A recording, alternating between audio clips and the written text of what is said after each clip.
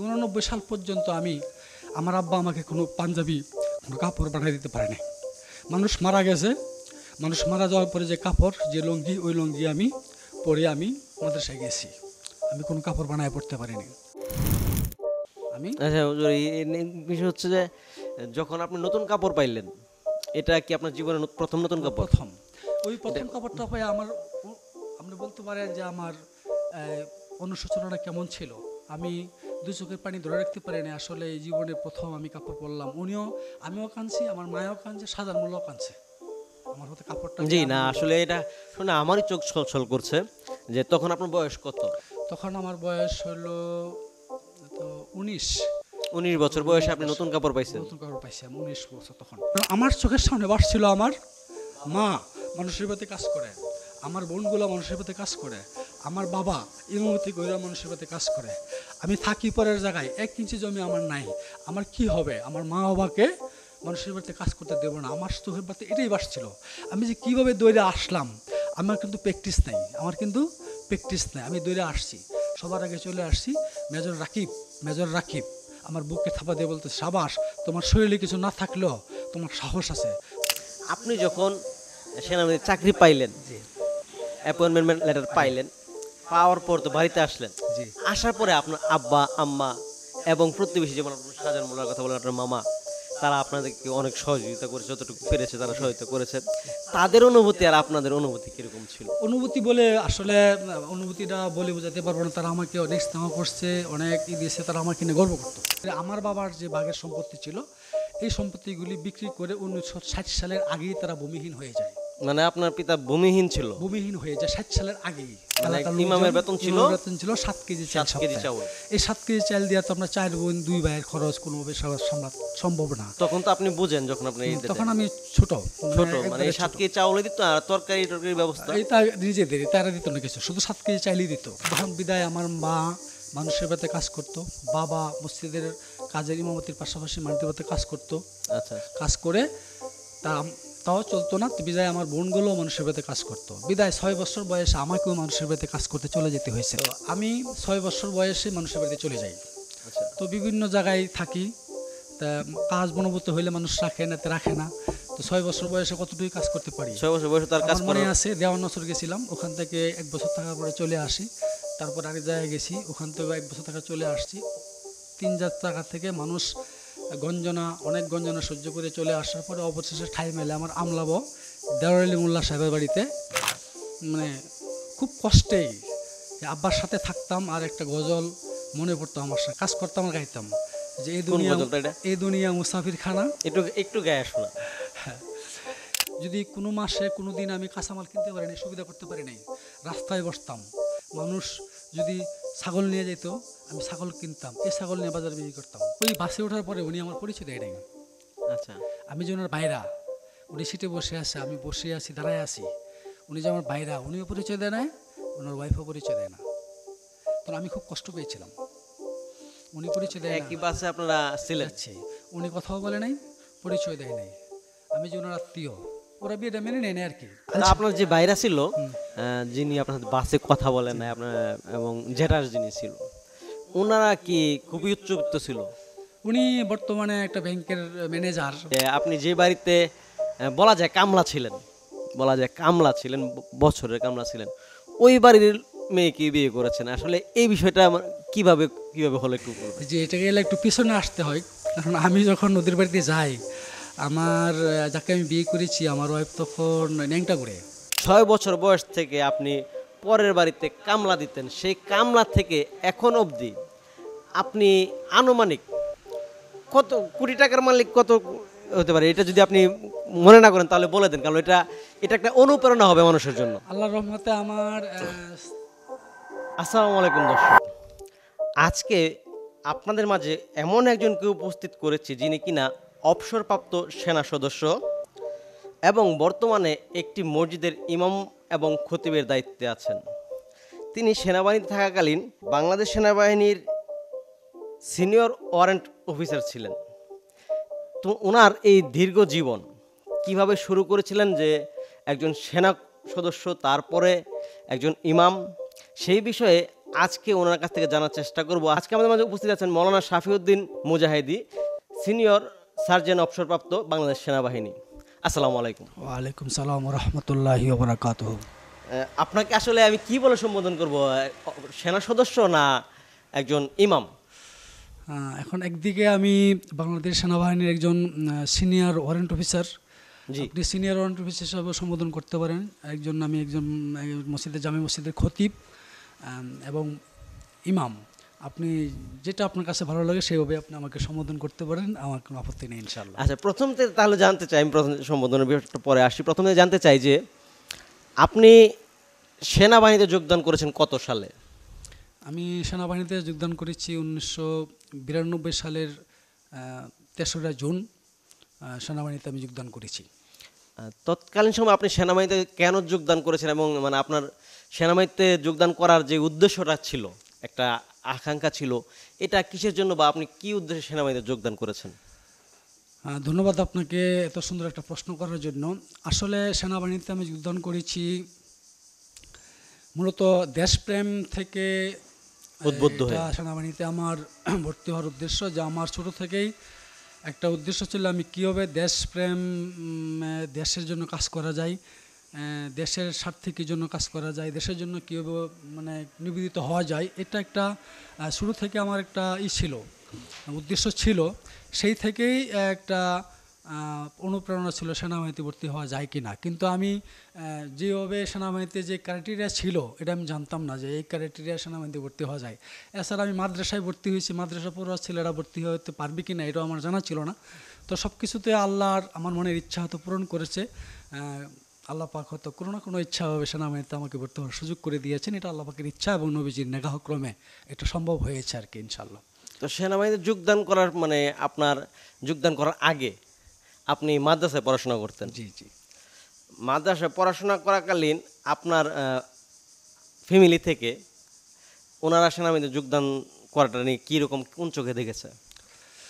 আসলে আমার ফ্যামিলি থেকে এইভাবে অনুপ্রেরণা ছিল না, কারণ আমার জীবনটা হলো একটা অন্যরকম হয়েছে।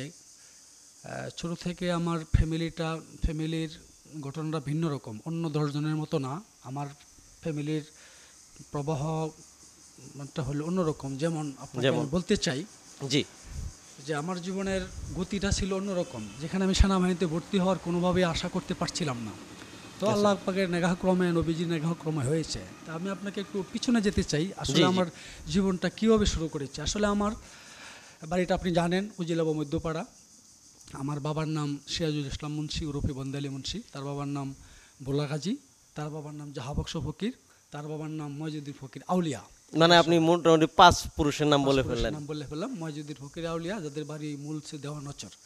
আপনি যদি একটু পিছনে যান, এই এলাকার যত জমি আছে, জমির সিএস পর্সাতে যদি যান, তাহলে আমার যে পর্দাদা ময়জুদ্দিন ফকির আউলিয়ার নাম পাবেন। তার মানে তারা একসময় বিশাল সম্পদের মালিক ছিল। কিন্তু পর্যায়ক্রমে আমার বাবা পর্যন্ত, বোলাগাজী থেকে আমার বাপসা ছাড়া 4 ভাই, তারা সম্পত্তি পাওয়ার পরে তারা সম্পত্তিগুলি নষ্ট করে ফেলছে। বিশেষ করে আমার বাবার যে বাঘের সম্পত্তি ছিল, এই সম্পত্তিগুলি বিক্রি করে 1960 সালের আগেই তারা ভূমিহীন হয়ে যায়। মানে আপনার পিতা ভূমিহীন ছিল? ভূমিহীন হয়ে যায় 60 সালের আগেই। জমি টমি বিক্রি করে কোনো একটা ঘটনার চক্রে তারা, আমার বাবা বিশেষ করে আমার বাবা একবারে ভূমিহীন হয়ে যায়। আমার বাবা বলতে আমার বাপসা ছাড়া 4 জনই ভূমিহীন হয়ে যায়। আচ্ছা আচ্ছা আচ্ছা, এখন আমার বাবা 60 সালের আগে ভূমিহীন হয়ে যায়। তারপরে আমার বাবা উপায়ন্তর না দেখে, কোনো অবস্থায় না পেয়ে, আমার বাবা ইসলামী শিক্ষিত ছিল, উজিলাব মধ্যপাড়া জামে মসজিদের ইমামতি নেই, খতিবের দায়িত্ব নেই। মানে আপনার আব্বু ছিল একজন ইমাম? আব্বু ছিল একজন শিক্ষিত এবং উনি একজন পূর্ণপাড়া হাফেজ ছিলেন। সেই হিসাবে ওই মসজিদের ইমাম এবং খতিবের দায়িত্ব নেই। ওই মসজিদে যে প্রতিষ্ঠাতা ছিল আব্দুদ্দিন মোল্লা সাহেবের বাবা, ওই মসজিদের থাকার জন্য ওনাকে কিছু জায়গা দেয়, কারণ উনি তো ভূমিহীন। ওই জায়গাতে উনি বাড়ি করে থাকেন এবং ওই বাড়িতেই আমাদের 4 বোন 2 ভাই জন্মগ্রহণ করি আমরা এখানে। তার মানে উনি যখন ইমামতি করেন তখন সিস্টেম হলো 4 কেজি 7 কেজি চাল দিত সপ্তাহে তারা। ইমামের বেতন ছিল 7 কেজি চাল।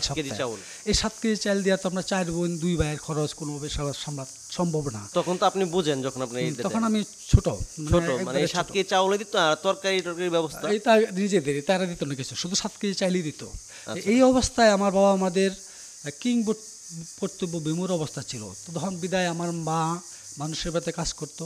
বাবা মসজিদের কাজের ইমামতির পাশাপাশি মানুষের বাড়িতে কাজ করতো।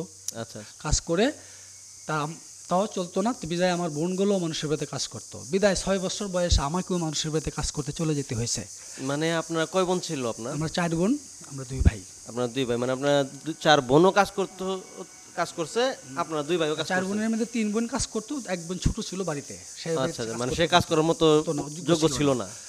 তো আমি 6 বছর বয়সে মানুষের বাড়িতে চলে যাই। আচ্ছা, তো বিভিন্ন জায়গায় থাকি, তা কাজ মনোভূত হইলে মানুষ রাখে না, রাখে না।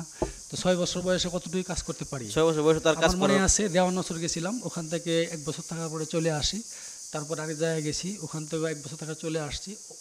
3-4 টাকা থেকে মানুষ অনেক গঞ্জনা সহ্য করে চলে আসার পরে অবশেষে ঠাই মেলে আমার আমলাবো দেওয়ালি মোল্লা সাহেবের বাড়িতে কাজের বিনিময়ে থাকার। কাজের বিনিময়ে বেতন নাই, শুধু খাবার খাওয়াবে, আমি কাজ করব, অন্য কোনো না।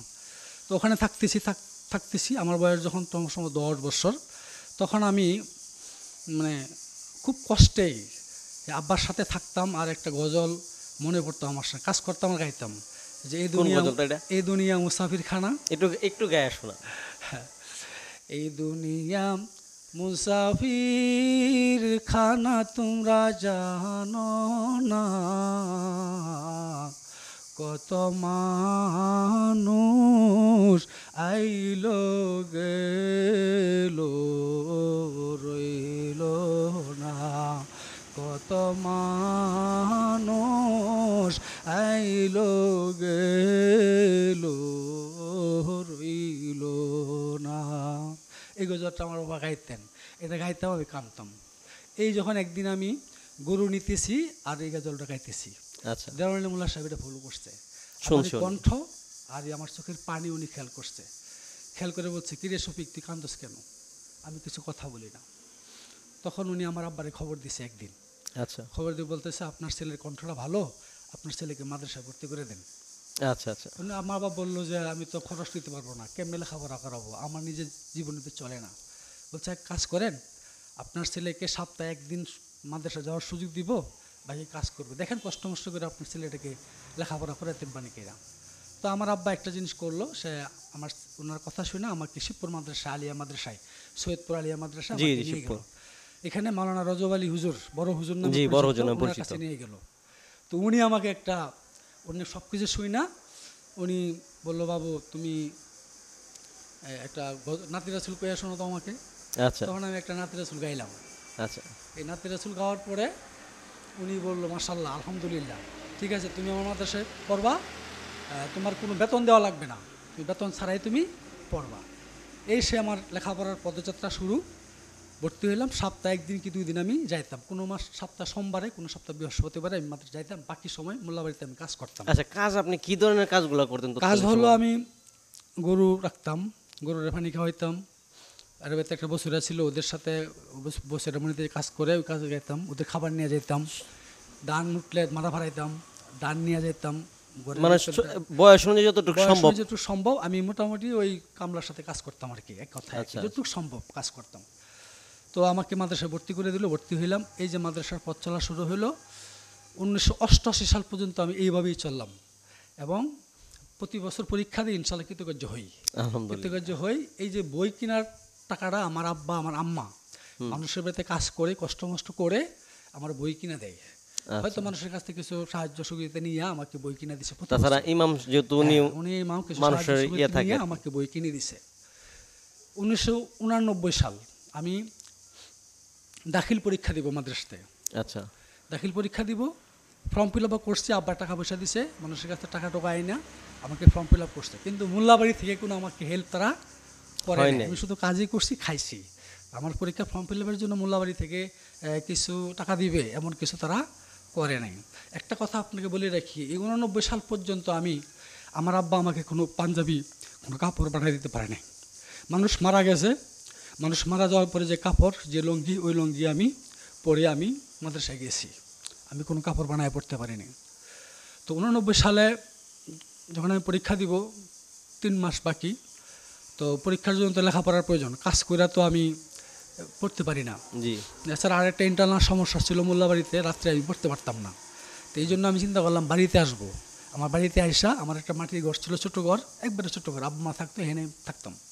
আচ্ছা তো ওখানে আসা আমি চিন্তা করছি চলে আসবো, ওদেরকে বইলা বিদায় নিয়ে আমি বাড়িতে চলে আসছি। আমি বাড়িতে এসে খাবো কি, খাওয়ার তো লাগবে। জি তখন আমি সিদ্ধান্ত নিলাম 89 সালে, আপনি খেয়াল করবেন জানবেন, 88 সালের লাস্টের দিকে আমি আসছি, 89 সালের ফার্স্টের দিকে জানুয়ারিতে এই বেরিবাদের মাড়িকাড়ায়, বেরিবাদের এই চরবেলাব এই শিবপুর সৈয়দপুর আলিয়া মাদ্রাসা থেকে শুরু করে বকুল ফুলের গাছ পর্যন্ত, একটা বকুল ফুলের গাছ ছিল বড়, এই পর্যন্ত বেরিবাদের মাড়িকাড়ে।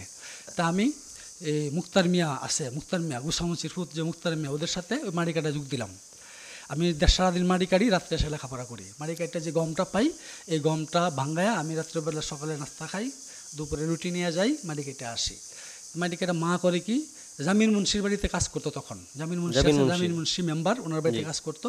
সারাদিন কাজ করলে রাত্রে ভাতটা নিয়ে আসতো, আমরা দুই মা আপুত বসে বসে খাইতাম।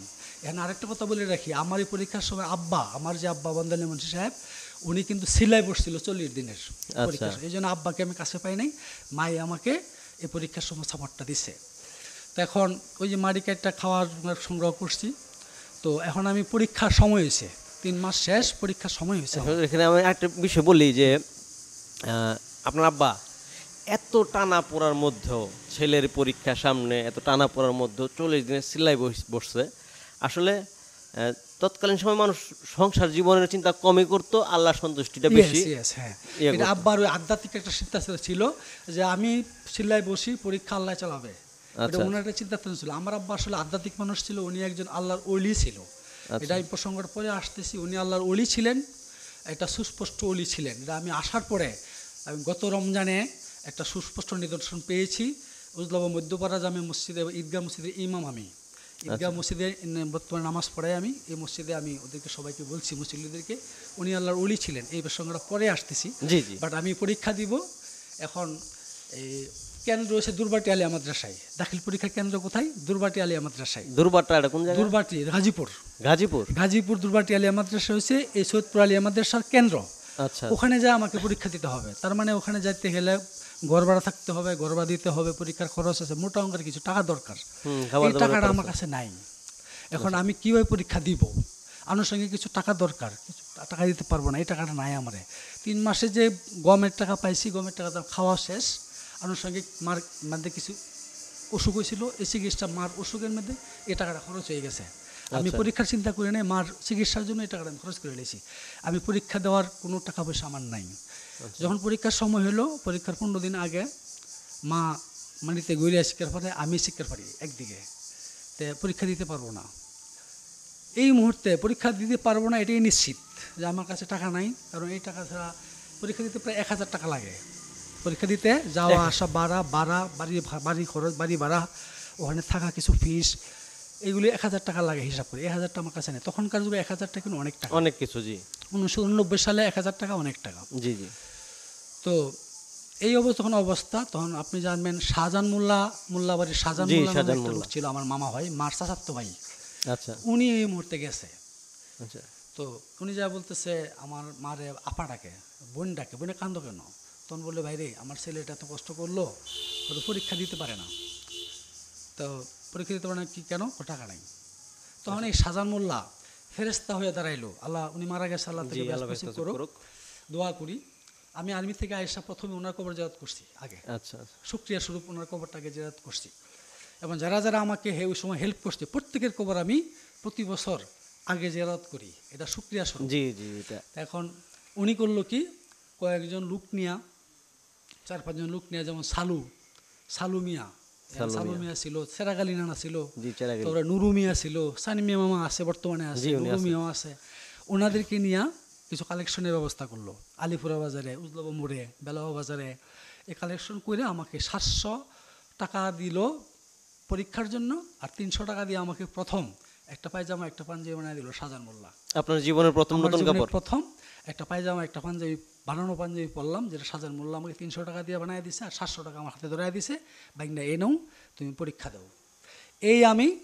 এই টাকা দিয়ে আমি দাখিল পরীক্ষা দুর্বাটিতে পরীক্ষা দিলাম। আলহামদুলিল্লাহ, পরীক্ষা 3 মাস পরে রেজাল্ট দিল, কিন্তু কাজী হইলাম আমি। আচ্ছা, বিষয় হচ্ছে যে যখন আপনি নতুন কাপড় পাইলেন, এটা কি আপনার জীবনের প্রথম নতুন কাপড়? প্রথম ওই প্রথম কাপড়টা পাই আমার আপনি বলতে পারেন যে আমার অনুশোচনাটা কেমন ছিল। আমি দু চোখের পানি ধরে রাখতে পারিনি। আসলে এই জীবনে প্রথম আমি কাপড় পরলাম, আমিও কাঁদছি, আমার মায়ও কাঁদছে, সাজার মূল্যও কাঁদছে আমার হতে কাপড়টা জি দিয়ে না, আমি- আসলে এটা শুনে আমারই চোখ ছলছল করছে যে তখন আপনার বয়স কত? তখন আমার বয়স হলো তো 19। 19 বছর বয়সে আপনি নতুন কাপড় পাইছেন। নতুন কাপড় পাইছি আমি 19 বছর তখন। আপনার জ্ঞান হওয়ার আগের ছোটবেলার কথা তো মনে থাকার কথা না। তারপর হুজুর তারপরে আমি পরীক্ষা দিলাম, চিন্তা করলাম এই যে পরীক্ষা পাশ করলাম, পাশ করার পরে আমি চিন্তা করলাম যে এইভাবে মানুষের কাছে চাওয়াটা আমার মনে হয় ঠিক না, যেহেতু শ্রম আছে আমার, আমি শ্রম দিয়া বাকি জীবনটা লেখাপড়া করব। আচ্ছা তখন আপনি সবে 90 সালের ঘটনা বলতেছি। আমি 90 সালে ভর্তি হব আলিম ক্লাসে ভর্তি হব, ভর্তি হলে ভর্তির ফিস লাগবে, জি। বই কিনা লাগবে, এ টাকা আমি পাবো কোথায়? মানুষের কাছে দাঁড়া দাঁড়িয়ে খুঁজবো, এটা আমার একটু পছন্দীয় নয় না, আমার পছন্দ ছিল না আর কি। তখন তো এরা সাহায্য করছে, উপায়ন্ত না দেখে পরীক্ষাটা দিতে হবে, আপনার উপায় ছিল না, নিছেন। বাধ্য হয়ে আমি দুপাত্তর কাজ করতে গেলাম। দুপাত্র যে মানুষ যে কাজ করে এর আগে আমি একটা কথা বলে রাখি, পরীক্ষা দিয়ে আমি আবার মোল্লাবাড়িতে গেলাম। আচ্ছা আচ্ছা, মোল্লাবাড়িতে মোল্লাবাড়িতে যাওয়ার পরে আমার কাজ হলো, আমি কাজ করি না, এদের বাড়ির কাজের হিসাবে যাই নাই, আমি মোল্লাবাড়িতে গেছি ওদের বাড়ির মানুষকে পড়াবো, এবং হারি ব্যাপারী বাড়িতে একটা মসজিদ করছে, ওই মসজিদের ইমাম হিসাবে আমি ওখানে যোগদান করছেন। যোগদান করলাম, এবং প্রতি মাসে 150 টাকা আমাকে দিবে, এরা সিদ্ধান্ত নিছে। আমি আচ্ছা, 5 ওয়াক্ত নামাজ পড়াই, এবং প্রতি মাসে 150 টাকা, আর হইলো এদের বাড়িতে থাকবো আর ওদের মানুষের পড়াবো। মানে যেই বাড়ি থেকে আপনার কাজ করে শুরু মানে বছরের হিসাবে কাজ করছেন পেটে ভাতে, ওই বাড়িতে যখন আপনি পড়াশোনা শেষ করলেন, পরীক্ষা দিলেন, গিয়ে ওই বাড়ির মসজিদে আপনি ইমামতি করছেন এবং ওনাদের ছেলে মেয়েদেরকে পড়াইছেন। পড়ানো শুরু হলো আর কি। আমি আর কাজের হিসাবে রইলাম না, আমি আলেম হিসেবে গেলেন। হ্যাঁ, গৃহশিক্ষক হিসাবে আমি থাকলাম। আচ্ছা হ্যাঁ, তারপরে আলিমে যখন ভর্তি হবো, টাকার দরকার, এই 100-150 টাকা দিয়ে তো আমার খরচে চলে যেত, বইয়ের টাকা পাবো না। তখন এখন একটা কথা বলি, আল্লাহ পাক মাফ করুক, আমার এই যে তাজুল ইসলাম মোল্লার ওয়াইফ, উনি আমাকে খুব ভালোবাসতো। তো উনি বলছে, বাবা রে, তোমার তো কিছু করার নাই, তুমি এক কাজ করো, দুভাত্তর ধান কাটে, চৈত্র মাস দুভাত্তর ধান কাটে, ওখানে যাও। এখন আপনি জানবেন কাজল মিয়া, কাজল মিয়া একটা ছেলে আছে, আর জনারপুত আবুল্লা আছে, আবুল মিয়া, আচ্ছা এদের সাথে আমি দুভাত্তর ধান কাটতে গেলাম। ওখানে 1 সপ্তাহ ধান কাটলাম, ধান কাটতে চলে আসলাম, ধান কাটটা 12 টাকা পেলাম, 500 টাকা রোজ। তখনকার চুক্তিতে কাজ করছি, 500 টাকা রোজ। 90 সালে আপনি 500 টাকা রোজে 90 কাজ সালে করছেন? মানে চুক্তিতে কাজ করে আমরা 500 টাকা রোজ ফেলাইছি না খায়া, না হ্যাঁ। কিছু টাকা পাইছি। এখানে আসতে না আসতে আল্লাহর কি রহমত, এই যে রুট মরজাল বেলাবো রুট, জি এই বেলাবো রুটে ইটের সোলিং ছিল, এটা ইটকা একটা পিস হবে এরশাদ সরকারের আমলে। আচ্ছা আচ্ছা তখন নুরু মিয়া ছিল কন্ট্রাক্টর, নুরু মিয়াকে খবর দেওয়া রিকোয়েস্ট করলো তাজুল ইসলাম মোল্লা ওয়াইফ, যে আপনি তো একটা লোক নিবেনি, এই শফিককে নিয়ে নেন, ও তো বই কিনবে, ও তো মানুষের কাছে সাহায্য নিতে চাচ্ছে না, তা আপনি ওরে নেন, ওর কিছু টাকা পয়সা পাবে, ভর্তি হতে পারবে, বইটা কিনতে পারবে। এই উনি বইলা উনি আমাকে কাজটা দিয়ে দিল। তখন আমি এখানে মাড়ি কাটি 3 মাস মাড়ি কাটি, ঈদের সোলিং তুলা ইট খোয়া ভাঙে, খোয়া ফালাই, এবং পিস পর্যন্ত 3 মাস, বকুল ফুলের গাছ পর্যন্ত, বেলা বজাইতে বকুল ফুলের গাছ, বকুল ফুলের গাছ পর্যন্ত আমি মাড়ি কাটি 3 মাস মাড়ি কাইটা আলিমে ভর্তি হই, বই কিনি, এবং একটা সাইকেল কিনি, যাতে করে এখান থেকে আমি শিবপুর মাদ্রাসায় যেতে পারি। এই করার পরে আমি আলিম পরীক্ষা দিই। আচ্ছা আলিম পরীক্ষা দেই, আলিম পরীক্ষা কৃতকার্য হই, আলহামদুলিল্লাহ। কৃতকার্য হই। এর ফাঁকে লোক মারফত জানতে পারলাম আর্মিতে লোক নেই, আর্মিতে লোক নেই। আমি চিন্তা করছি যে আমি তো এইভাবে জীবন চলে, আমার মা মানুষের বাতে কাজ করে, বোনগুলা মানুষের বাতে কাজ করে, আমাকে স্বাবলম্বী হতে হবে, একটা কিছু করতে হবে। যদি আমার তো স্বপ্ন ছোট থেকে ছিল, যদি আর্মিতে যাইয়া যদি দেশের কোনো উপকার করা যায়, দেশপ্রেম থেকে, দেখি আর্মিতে অন্য চাকরি না করে আর্মিতে ভর্তি হয়ে যায়। হ্যাঁ, দেশপ্রেমটা হইলো, চাকরিটাও হইলো। তো এক লোক মারফত আমি গেলাম, শুনলাম যে শিবপুর উপজেলা মাঠে লোক নেই, হরতালের দিন। এখান থেকে হাইটা, আগের দিন রাত্রে রওনা দিয়েছি, হাইটা গেলাম শিবপুর যায়, দেখি লোকারণ্য, 10,000 মতো লোক।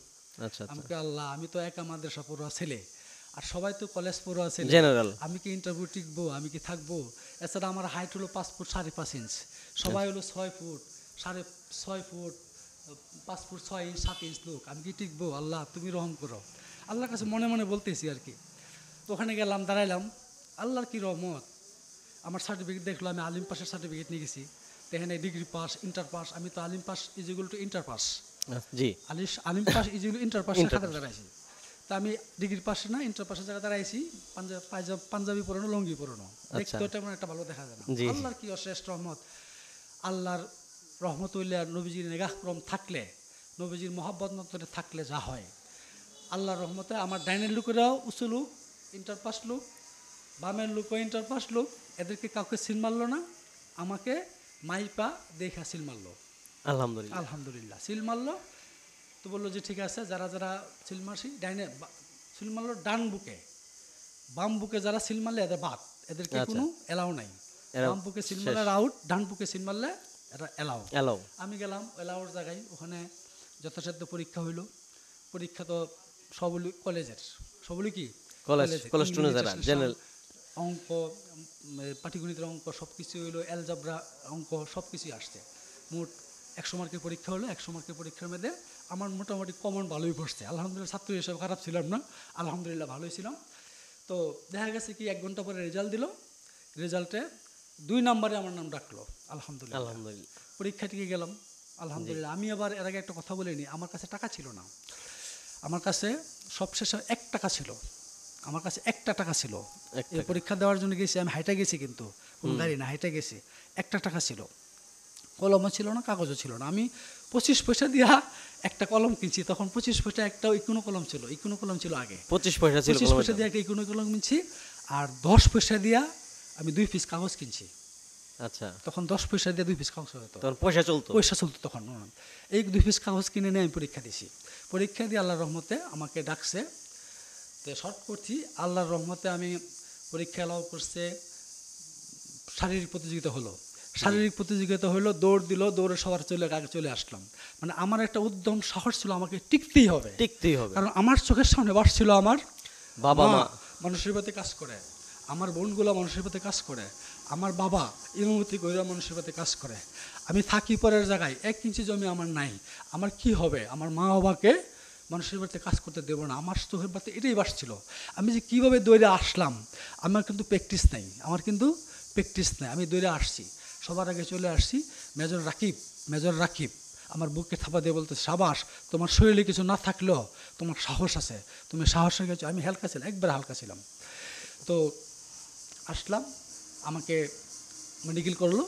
মেডিকেলও আলহামদুলিল্লাহ 100 জন ছেলের ভিতরে 100 জন ছেলের ভিতরে আমি মেডিকেলে 43 জন টিকাইলো, মেডিকেলে 43 জন টিকাইলো, 43 জনের আমি আছি। আচ্ছা, আলহামদুলিল্লাহ। 43 জন, লোক নিবে মাত্র 13 জন। লোক নিবে কয়জন? 13 জন। 10,000 লোকের থেকে 100 লোক হইলে লিখিত টিকাইছে। আচ্ছা, 100 জন লোকের থেকে মেডিকেলে 47 জন টিকছে। লোক নিব 13 জন, বাকি লোক বাদ দিবে না। জি। এখন বাইবা শুরু হইলো, ভাইবা বাইবা হলো। বাইবাতে এমন কতগুলি প্রশ্ন করলো, সকল প্রশ্নের উত্তর দিলাম। বাইবাতে টিকলো হলো 18 জন। আচ্ছা, লোক নিব কয়জন? 13 জন। 13 জন। এখন তো হিমশিম খাচ্ছে। আমি কই, আল্লাহ, আমি তো সবার চেয়ে খাটো, সবার চেয়ে দুর্বল, আল্লাহ জানে কি হয়। আল্লাহ তুমি তাছাড়া হুজুর মানুষ।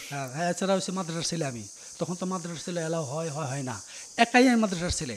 আমি কিন্তু লেখাপড়ায় ওদের সাথে প্রতিযোগিতা টিকে আছি, এবং বিশ্বাস করো আর্মি জীবনেও আমি প্রতিযোগিতায় টিকা পুরো বিশ্ব বলতে পারেন 13টা দেশে আমি গেছি, এবং এই প্রতিযোগিতা করেই গেছি আমি, আলহামদুলিল্লাহ।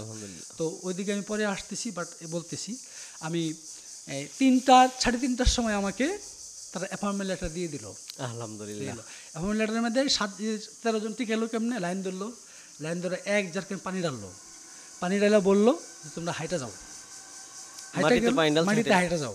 তো মাটিতে হাইটা যাওয়ার সময় কি পাইলো আর বুঝলাম না। এর মাটিতে হাইটা গেছে, হাইট থেকে আমরা 5 জনকে বাদ দিয়ে দিছে। মানে কি পিছিল রাস্তা, পিছিল বানাইছিল না, পায়ের ছাপটা নিচে সমান না। ও আচ্ছা আচ্ছা, 5 জনের সমান না, আচ্ছা লাগে না, দৌড় দিলে তারা হাফসে যাবে। পরে বুঝতে পারছি আর কি, তখন তো বুঝি নাই। পরে আসলে যখন আমি রিক্রুটিং অফিসে ছিলাম, আমি যখন গোয়েন্দাতে ছিলাম, তখন রিক্রুটিং অফিসে কাজ করছি, তখন আমি পরে বুঝতে পারছি যে 5 জনকে কেন বাদ দিছিল। তারা তো হৃষ্টপুষ্ট, লম্বা, স্বাস্থ্যবান, লেখাপড়ায় কম না, কলেজ পড়ুয়া, ওদেরকে বাদ দিল কেন? যখন আমি গোয়েন্দাতে থাকা অবস্থায় রিক্রুটিং লোক ভর্তি করে ওই সংস্থা ছিলাম, তখন আমি বুঝতে পারছি। আচ্ছা আচ্ছা, ওই তখন খেলছিল আমার মাথায়, যা তখন এই 5 জনকে বাদ দিয়েছিল। এই জন্য আল্লাহর রহমতে 3:30 আমাকে অ্যাপয়েন্টমেন্ট লেটার দিয়ে দিল। 1992 সালের 3রা জুন আমি চট্টগ্রামে আসছি, ক্যান্টনমেন্টে জয়েন করি। সেই পথ চলা 6 মাস ট্রেনিং করে আমি 30 ইস্ট বেঙ্গলে রাঙ্গামাটি রাঙ্গামাটিতে জয়েন করি। আচ্ছা, এর মধ্যে আপনি একটা কথা বলছেন যে আপনি 13টা দেশে গেছেন, জি মানে শান্তিরক্ষা মিশন যেটাকে জি, বলা হয় সেনাবাহিনীর ভাষায়। জি আপনি কি 13টা দেশে গেছেন? 13টা দেশে মিশন না, আমি 92 সাল থেকে যথারীতি সম্মানের সাথে চাকরি করে আসছি।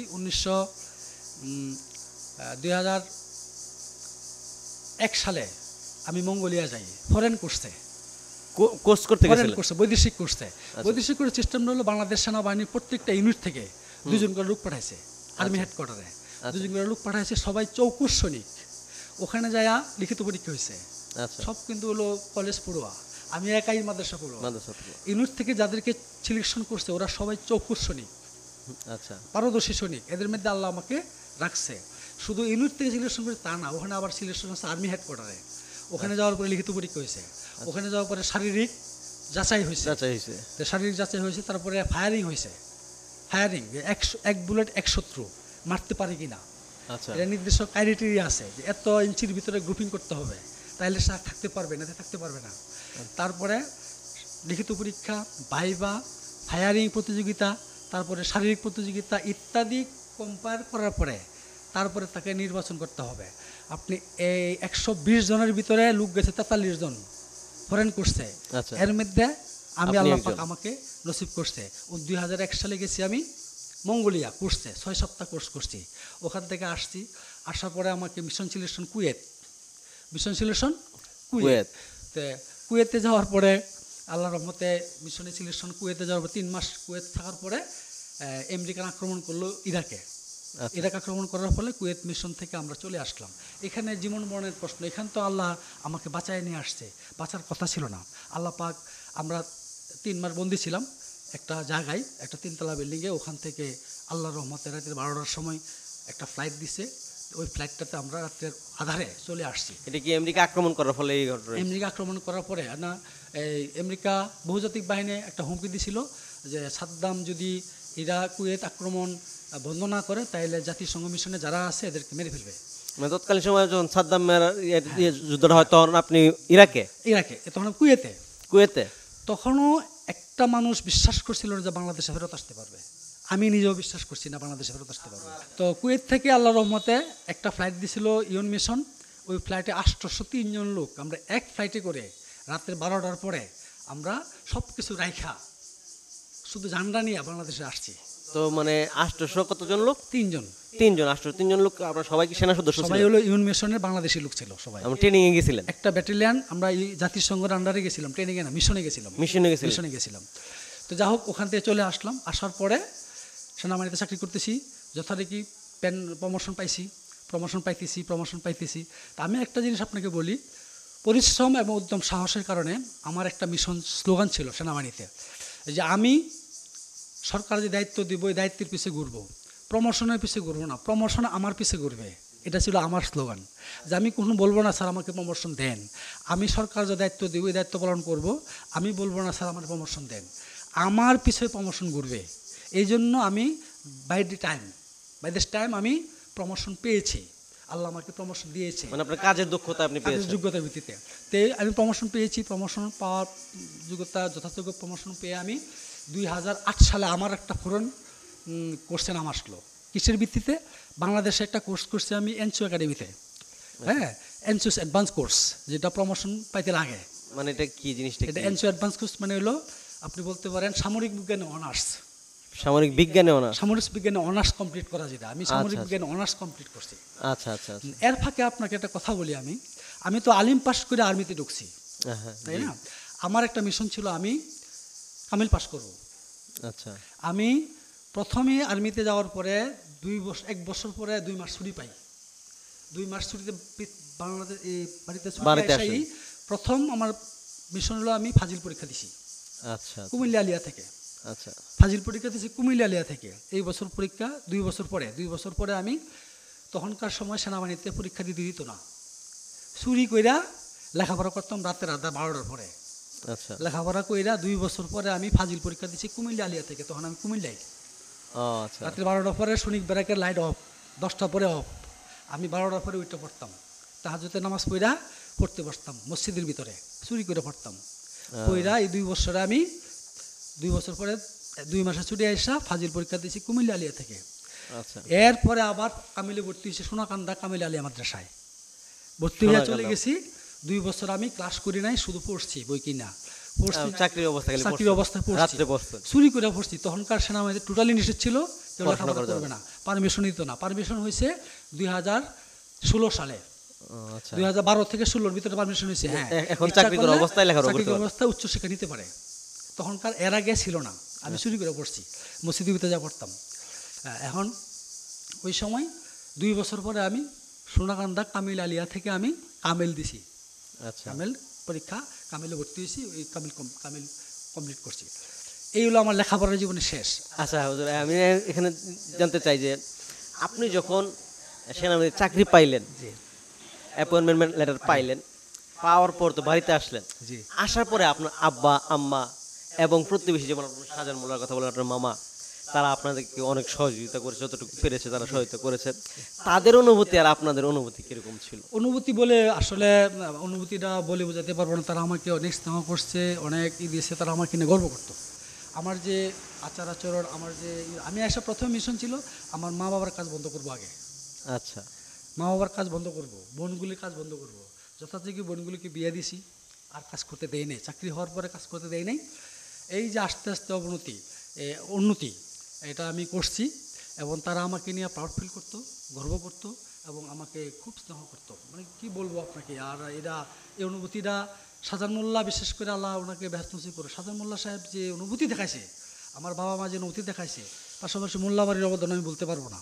ওরাও আমাকে হেল্প করছে, পরবর্তী সময় অনেক হেল্প করছে। এক সময় যাই হয়েছে, বাট ওরা হেল্প করছে, ওরাও আমাকে যথেষ্ট হেল্প করছে, এটা আমি বলতে পারবো না।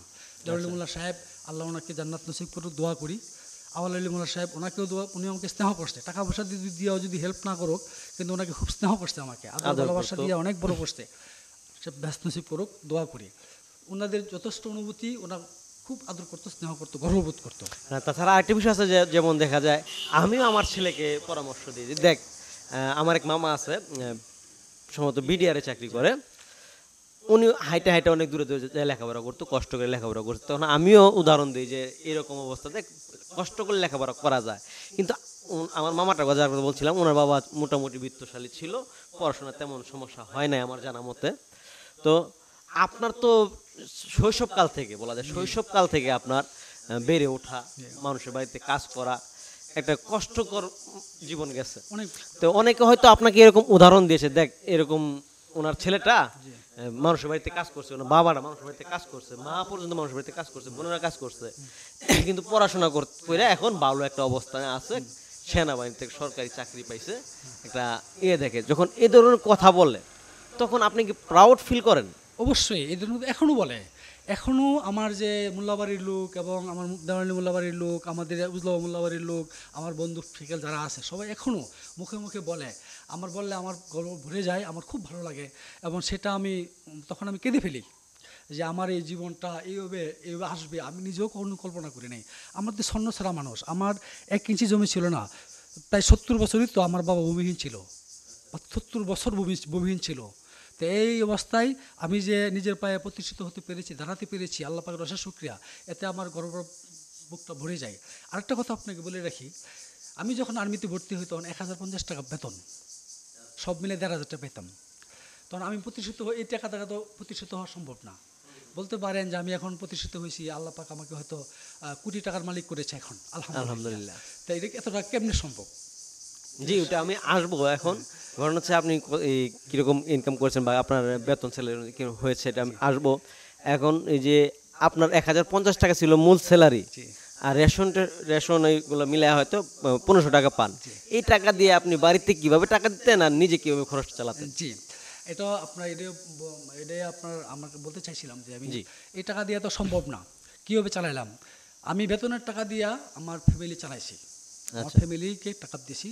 এর থেকে কিছু হেল্প করছে আমার শ্বশুর, এত বেশি তখন কি আপনি বিয়ে করে ফেলেছেন? তখন এর ফাঁকিতে আমি 3 বছর চাকরি, 4 বছর পরে বিয়ে করছি। চাকরি 4 বছরের অবস্থা আপনি বিয়ে করছেন? হ্যাঁ, এই 4 বছরের আগ পর্যন্ত আমি পুরো বেতনের টাকা খরচ করছি। এই খরচ করছি আমি বেতনের টাকা দিয়া কোথাও আমি রাখি নাই, হয়তো আমার বাবা মা কিছু টাকা পয়সা রাখছে, এটা দিয়ে একটা কিছু করছে। এদেরকে যেটা খরচের জন্য টাকাটা দিয়েছি, এই টাকা দিয়ে কিছু টাকা বাঁচাইছে, বাঁচায় হয়তো ঘরের উন্নত করছে, ঘরে একটা চাল কিনছে, একটা বেড়া কিনছে, বা একটা কিছু চাল কিনছে, এটা কিনছে ওরা, বুঝছি। But জমি করতে পারে নাই। আচ্ছা। তো আমি যেটা করছি, আমার লেখাপড়া শেষে প্রথম 3 বছর, 3, 6, 5 বছর লাগছে আমার লেখাপড়া শেষ করতে। আচ্ছা। লেখাপড়া খরচ চালাইতে আমার এই ফাজিল এবং কামিল পর্যন্ত লেখাপড়া করতে আমার এই টাকাটা চলে গেছে, কিছু টাকা পয়সা লাগছে। এরপরে আমি যেটা করছি প্রতিষ্ঠিত হওয়ার জন্য, এই পর্যন্ত আমি মোল্লাবাড়িতে ছিলাম, এই পর্যন্ত আমি মোল্লাবাড়ির জায়গাতে ছিলাম। মানে বাড়িতে আসার পরে জায়গা তো ওনাদের ছিল, ঘর আপনাদের ছিল, কিন্তু জায়গাটা আরেকজন দিছিল। ওই জায়গাতেই ছিলাম। আমি আয়সা করতাম কি 2 মাসের লেখাপড়া শেষে আমি 2 মাসের মিশন করতাম, 2 মাসের ছুটিতে আসতাম, আয়সা করতাম কি কিছু একটা অ্যাডভান্স পাইতাম, আমরা সেনাবাহিনীতে অ্যাডভান্স দেয়, 2 মাসের অ্যাডভান্স দিয়ে দেয়। তা আমি আমার বন্ধুদের কাছ থেকে আরও কিছু টাকা হাবলাত করে নিয়ে আসতাম, যে বন্ধু কিছু টাকা দেয়। তা আমি যদি 5,000 টাকা পাইতাম, বন্ধুর কাছ থেকে আরও 5,000 টাকা নিয়ে আসতাম, 3 বন্ধুর কাছ থেকে টাকা নিয়ে আসতাম, বন্ধু আয়সা দিয়ে দিয়াম। ওরা বলতো কী রে বন্ধু, কইতে দিবি টাকা? আমি কি তুই দে, আমি দিয়ে দিব। ওই 10,000 টাকা আয়সা করতাম কি আমি আষাঢ় মাস ধরে ছুটি আসতাম। এটা জীবনের আসলে ট্রেজেডি। আমি পরিশ্রম না করলে মানুষ সম্পদ হয় না। একটা স্লোগান আমার আছে, পরিশ্রমে ধন আনে, পুণ্যে আনে সুখ, আলস্যে দরিদ্রতা আনে, পাপে আনে দুঃখ। এটা আমার স্লোগান। পরিশ্রমে ধন আনে, পুণ্যে আনে সুখ, আলস্যে দরিদ্রতা আনে, পাপে আনে দুঃখ। এটা আমার স্লোগান। তো এইটাকে সামনে রেখে আমি করতাম কি 10,000 টাকা নিয়ে আসতাম, আষাঢ় মাসে ছুটি আসতাম। ছুটি এসে আমি আমলা বাজারে কাঁঠাল জমতো, আগে জানেন আপনি কাঁঠাল বাজারে জমতো, এই নদীতে তখন বড় বড় নৌকা আসতো।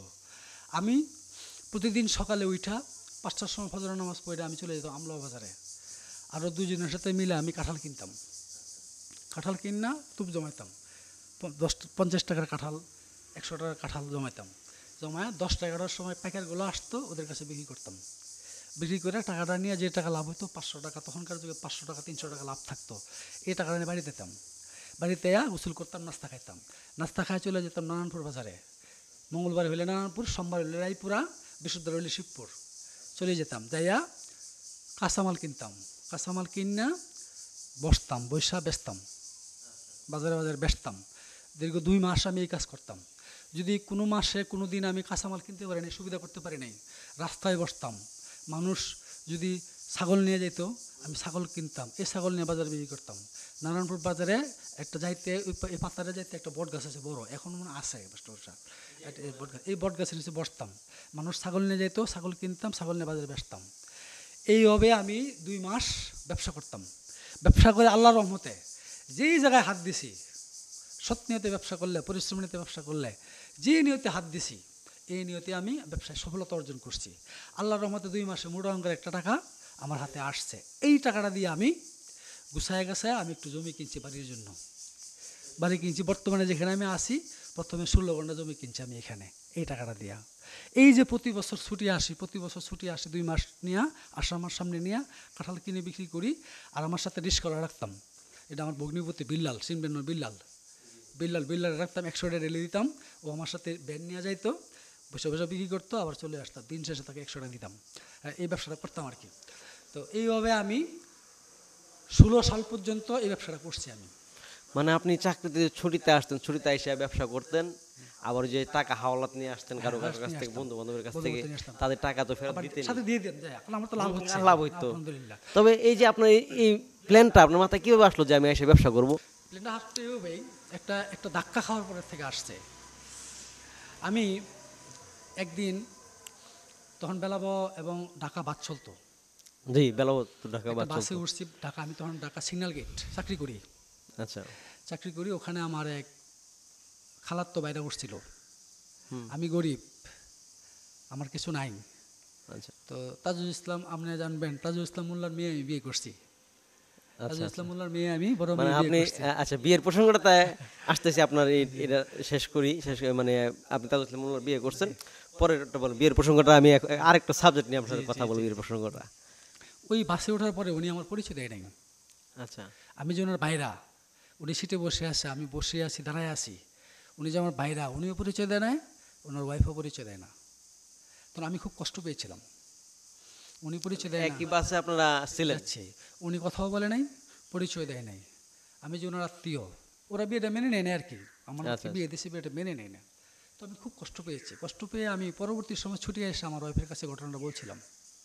তখন আমার ওয়াইফ একটা কথা বলছিল যে গরিব দেখে তো এই অবস্থা, আমাদের টাকা নাই, আমি কিছু চাই না, আমি আমার অলংকার, টাকা, শাড়ি, গয়না, কসমেটিক কিছু চাই না, আমি চাই স্বাবলম্বী হব। আমরা কি চাই? স্বাবলম্বী হবে। স্বাবলম্বী হব। কি করা যায়? তখন আমার ওয়াইফ এই একটা আইডিয়া দিয়েছিল আমাকে যে এই কাজটা করা যায়। আমি সময় চাই না, আমি গয়নাগাটিও চাই না, কাপড় চোপড়ও চাই না, কসমেটিকও চাই না, সময়ও চাই না। মানে জীবনে তো আমার কষ্টটা সে মনের থেকে বুঝতে পারছে। তখন সে আইডিয়া দিচ্ছে যে আপনি কাজ করেন, এভাবে পাশাপাশি ব্যবসাও করেন, আমি আপনাকে কিছু বলবো না।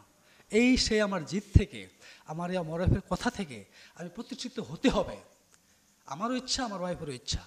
আমি এই ব্যবসার উদ্যোগটা নিছি যে এইভাবে চাকরি করে তো 1500 টাকা বেতন দিয়ে তো আমার ছেলে মেয়েদের ভালো জায়গায় লেখাপড়া করাতে পারবো না, জি, লেখাপড়া করাতে পারবো না। তো আরেকটা আইডিয়া আমার ওয়াইফ দিচ্ছে, কীভাবে ছেলে মেয়েদেরকে মানুষ করা যায়। এই ব্যবসা করে তো ছেলে মেয়েদের মানুষও করা যাবে না, কারণ একটা কিন্ডারগার্টেনে ভর্তি করলে ছেলে মেয়েদেরকে অনেক টাকা লাগে।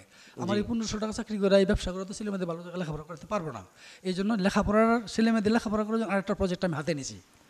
এটা আল্লাহ পাকের ইচ্ছা, এটা পরে বলবো।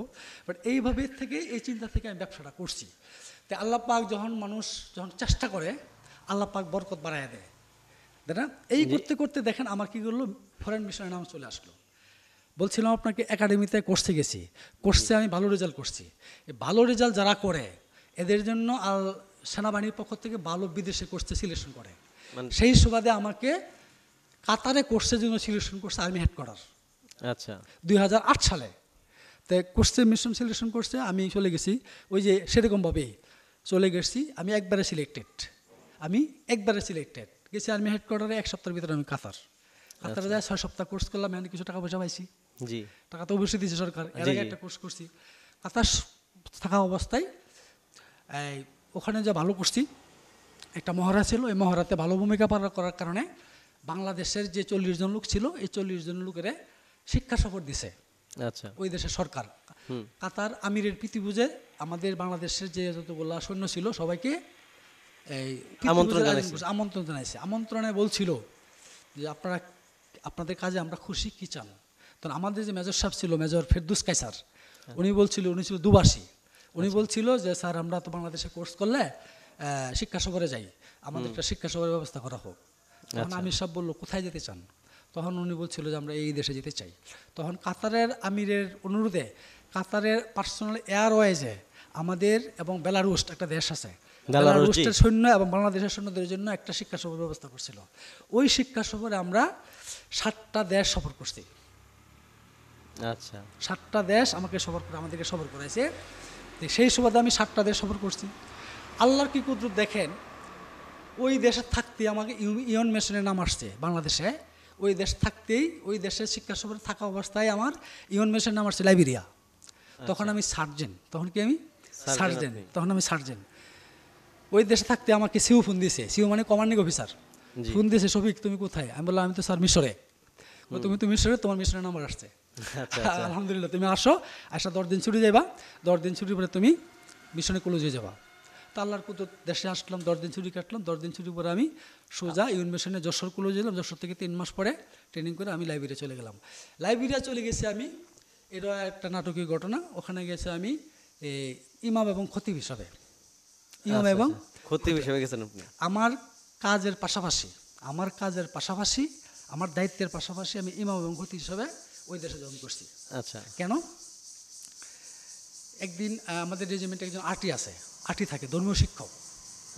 তো আমি যখন যশোরে ওই ইউনিটের আর্টি হিসাবে ছুটি দিয়ে দিছে আর কি। আচ্ছা, ছুটি দেওয়ার পরে এখন শুক্রবারে জুমার নামাজ পড়াইতে হয়।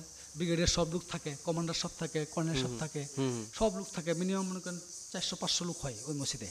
তখন আর্টি সব নেই, নামাজ পড়াবে কে? আচ্ছা, এখন তো এই সিউ সাহেব তো চিন্তা পড়ে গেছে, তাছাড়া জুমার নামাজ পড়াবে, তাও জুমার নামাজ আলোচনা করা লাগে 40 মিনিট। জি, আলোচনা করবে কে? এখন আমি পোস্টে ডিউটি করি, ঘাট কমান্ডার ডিউটি করি, আর গজল টজল গাই আর কি, কোরআন তেলাওয়াত করি। তো তখন সিউ সাহেব যখন টেনশনে, তখন ওই এস এম সাহেব বললো যে স্যার একটা লোক আছে, একটা সার্জেন আছে, উনি খুব কণ্ঠ খুব ভালো, উনি ওই কোরআন তেলাওয়াত করে গজলকা, আমার খুব ভালো লাগে, উনি নামাজ পড়াতে পারবে, কোনো ডাকেন। তা আমাকে বললো যে সিউ সাহেব সালাম দিছে আপনাকে। গেলাম, স্যার আসসালামু আলাইকুম স্যার, তো বিপদে পড়ছে, একটা উদ্ধার করেন আপনি। কী বিপদে পড়ছেন স্যার? জুমার নামাজ পড়াইতে হবে, আর্টি সাহেব নাই, তো কমান্ডার সাহেব আসবে, তো ঠিক আছে স্যার আপনি কোশ্চেনে পড়াবো। বললে হবে না, প্র্যাকটিস করা লাগবে তো। আমি স্যার প্র্যাকটিস করা লাগবে না, কী বিষয় নিয়ে আলোচনা করবো বিষয়টা আমাকে বলে দেন, এই বিষয় নিয়ে আমি আলোচনা করবো। কী বলেন আপনি? আমি জি স্যার, কোনো প্র্যাকটিস করা লাগবে না, আপনি যাবেন, আমি 40 মিনিট আলোচনা করবো, বিষয়টা বলে দেন। তাহলে তাকুয়া নিয়ে আলোচনা করেন। কি নিয়ে? তাকুয়া নিয়ে আলোচনা করেন। আমি ঠিক আছে ইনশাল্লাহ আলোচনা করবো। তারপর ওনার জানি কেমন একটা পেরেশানি, কমান্ডার সাহেব আসবে, মানে একটু ইয়ে করতেছে উনি, যে ভয় পাইতেছে। তো উনি বলছে, রাত্রে ফোন দিচ্ছে, শফিক সাহেব। আমি তো স্যার চিন্তা করেন না, আমি আলোচনা করব। ঠিক 12:30টায় আজান দিয়েছে, 12:40 যে আমি মাইক ধরছি, আলোচনা করলাম। আর সবাই বলতেছে এই নতুন আর্টি থেকে আসলো। কমান্ডার সাহেব খুব নিবিড়ভাবে আমার আলোচনা শুনছে। আচ্ছা, নামাজ পড়াইছি, নামাজ পড়ায়, ওর নামাজ পড়ানোর পরে উনার একটি চিন্তা, কোন আর্টি সিউকে, যে আমার নামাজ শেষে সিউকে জিগা, আর নামাজ শেষে হ্যান্ডশেক করে পরিচয় হয়। সিউকে বললো যে উনি কবে আসছে, উনিও মনে করছে আমি আর্টি, ধর্মীয় শিক্ষক। বলছে স্যার উনি আর্টি না, উনি ধর্মীয় শিক্ষক না, উনি হচ্ছে সার্জেন্ট শফিক, ফোর বেঙ্গলের। বলছে কি বলো, কি বলো? জি স্যার। পরে কইছে তাহলে সবাইকে ফোন করো। সব লোক ফোন করেছে, ফোন করে বলছে যে আমার ইন্টারভিউ নিচ্ছে, বলছে আপনি কোন ইউনিট, বাড়ি কোথায়, আপনি কি পাস। আমি তো খুতবা দিছি মুখস্থ, খুতবা কি দিছি আমার খুতবা মুখস্থ। আলোচনা করছি, বলছে যে উনি বললো একটা যে আমি জীবনে যত নামাজ পড়ছি আজকের মতো শান্তি পাই নাই। আচ্ছা আচ্ছা, আলহামদুলিল্লাহ, আপনি লাইবেরিয়া মিল্টন ক্যাম্পের খতিব এবং ইমাম হিসাবে বাংলাদেশে যাবেন। আচ্ছা, এই আমাকে নিয়োগ করে ফেললো। নিয়োগ করে আমি গেলাম গা, এই 14 মাস লাইবেরিয়াতে আমি ইমাম এবং খতিব হিসাবে দায়িত্ব পালন করে আসছি। মানে সেনাবাহিনীর যে আপনার সেনা সদস্যর কাজটা ছিল তখন ইমামতি করা, তখন ওই আর্টির পরিবর্তে আমাকে নিয়োগ দিল আর কি। আচ্ছা, আর্টিকে দিয়েছে অন্য জায়গায়, আমাকে দিয়েছে একবারে মনরুবিয়া শহরের যে মসজিদ, ওই মসজিদের খতিব এবং ইমাম হিসাবে দায়িত্ব পালন করছি 14 মাস। পাশাপাশি আমার যে পেশাগত দায়িত্ব সেটাও পালন করছি। আমার শর্ত ছিল স্যার আমি ইমামতি করব, খতিবগিরিও করব, কিন্তু আমার শর্ত হলো আমার যে পেশা এই দায়িত্ব আমি পালন করবো। আপনি কি পারবেন? আমি তো হ্যাঁ পারবো, সমস্যা নেই। আমার দায়িত্ব পালন কইরা আমি নামাজ পড়াবো, নামাজ পড়ায় আমি দায়িত্ব থেকে মৌকুফ নেবো, এটা আমি না, পক্ষপাতিক না, সৈনিক জীবন থেকে আমার এটা ছিল। আমি দায়িত্ব পালন করছি, পাশাপাশি নামাজও পড়াইছি। তো এই হলো লাইবেরিয়া থেকে আসলাম। লাইবেরিয়া থেকে আসার পরে যথারীতি প্রমোশন করলাম না, প্রমোশনের পিছিয়ে আমি ঘুরি নেই। আমার কাজ, আমার দক্ষতা আমাকে প্রমোশন দিয়েছে। আমি আসার পরে ওয়ারেন্ট অফিসার হইলাম, ওয়ারেন্ট অফিসারের পরে সিনিয়র ওয়ারেন্ট অফিসার হইলাম। এই সিনিয়র ওয়ারেন্ট অফিসার হওয়ার পরে 32 বছর চাকরি করে এই বাংলাদেশ সেনাবাহিনী থেকে আমি এই বছর 2024 সালে সিনিয়র ওয়ারেন্ট অফিসার র্যাঙ্কে অবসরে এসেছি ইনশাল্লাহ। এই হলো আমার সেনাবাহিনীর সংক্ষিপ্ত জীবন। এর মধ্যে অনেক ঘটনাও আছে, অনেক ঘটনা যা বলা হয়তো মনে হয় না বা সব বলাই হয় না। ঘটনা হচ্ছে যে আমরা জানি যে প্রতিটা সফল পুরুষের পিছনে একটা নারীর হাত থাকে। আপনি যেরকমটা একটু আগে একটু ইঙ্গিত দিয়েছিলেন যে আপনার ওয়াইফ আপনাকে মনোবল জুগিয়েছে, তা আপনাকে অনেক আইডিয়া দিয়েছে। আসলে বিয়ের বিষয়টা জানতে চাই যে আপনি যে বাড়িতে বলা যায় কামলা ছিলেন, বলা যায় কামলা ছিলেন, বছরের কামলা ছিলেন, ওই বাড়ির মেয়েকে বিয়ে করেছেন, আসলে এই বিষয়টা কিভাবে কিভাবে হলো একটু বলবেন? যে এটা গেলে একটু পিছনে আসতে হয়, কারণ আমি যখন নদীর বাড়িতে যাই, আমার যাকে আমি বিয়ে করেছি আমার ওয়াইফ তখন ন্যাংটা করে, কাপড় চোপড় পরে না, বাচ্চা, একবারে বাচ্চা। তো আমি যখন চলে আসি বাড়ি থেকে চাকরি পায় চলে আসি, তখন সে হাফ প্যান্ট পরে, হ্যাঁ আচ্ছা আচ্ছা, ক্লাস 3-তে পড়ে।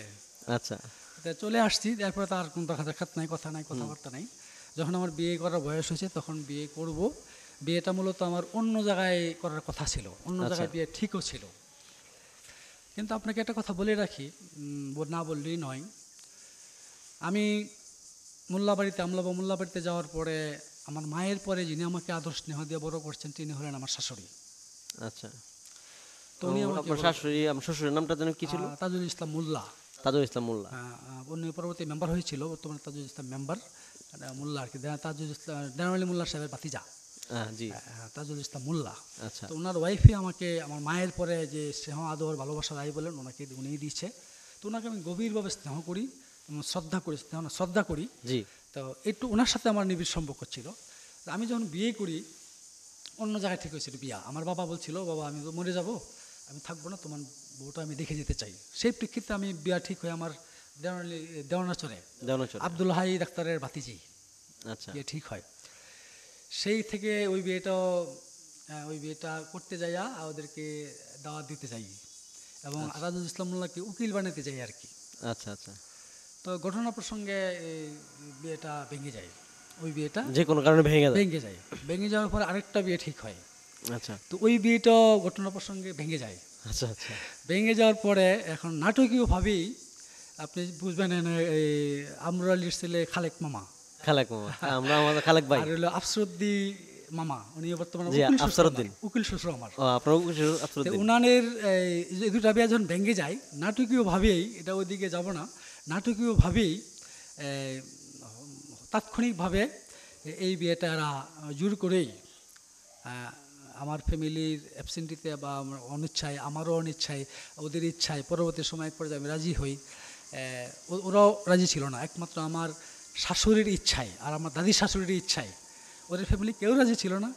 আমার ফ্যামিলি থেকেও বলছিল এত বড় লোকের মেয়ে বিয়ে করাবো না, কারণ আমার স্ট্যাটাস ওদের স্ট্যাটাস কিন্তু অনেক অনেক অনেক। তখন তো আমার বিটি বাড়িও নাই, যখন আমি বিয়ে করি তখন বিটি বাড়ি নাই আমার, আমি অন্য জায়গায় থাকি, আমি 1500 টাকা দামের একটা চাকরি করি। তখন ওই ফ্যামিলি থেকে ওদের স্ট্যাটাস তো বর্তমান যা আছে এর আপ ছিল, এটা অনেক আপ ছিল।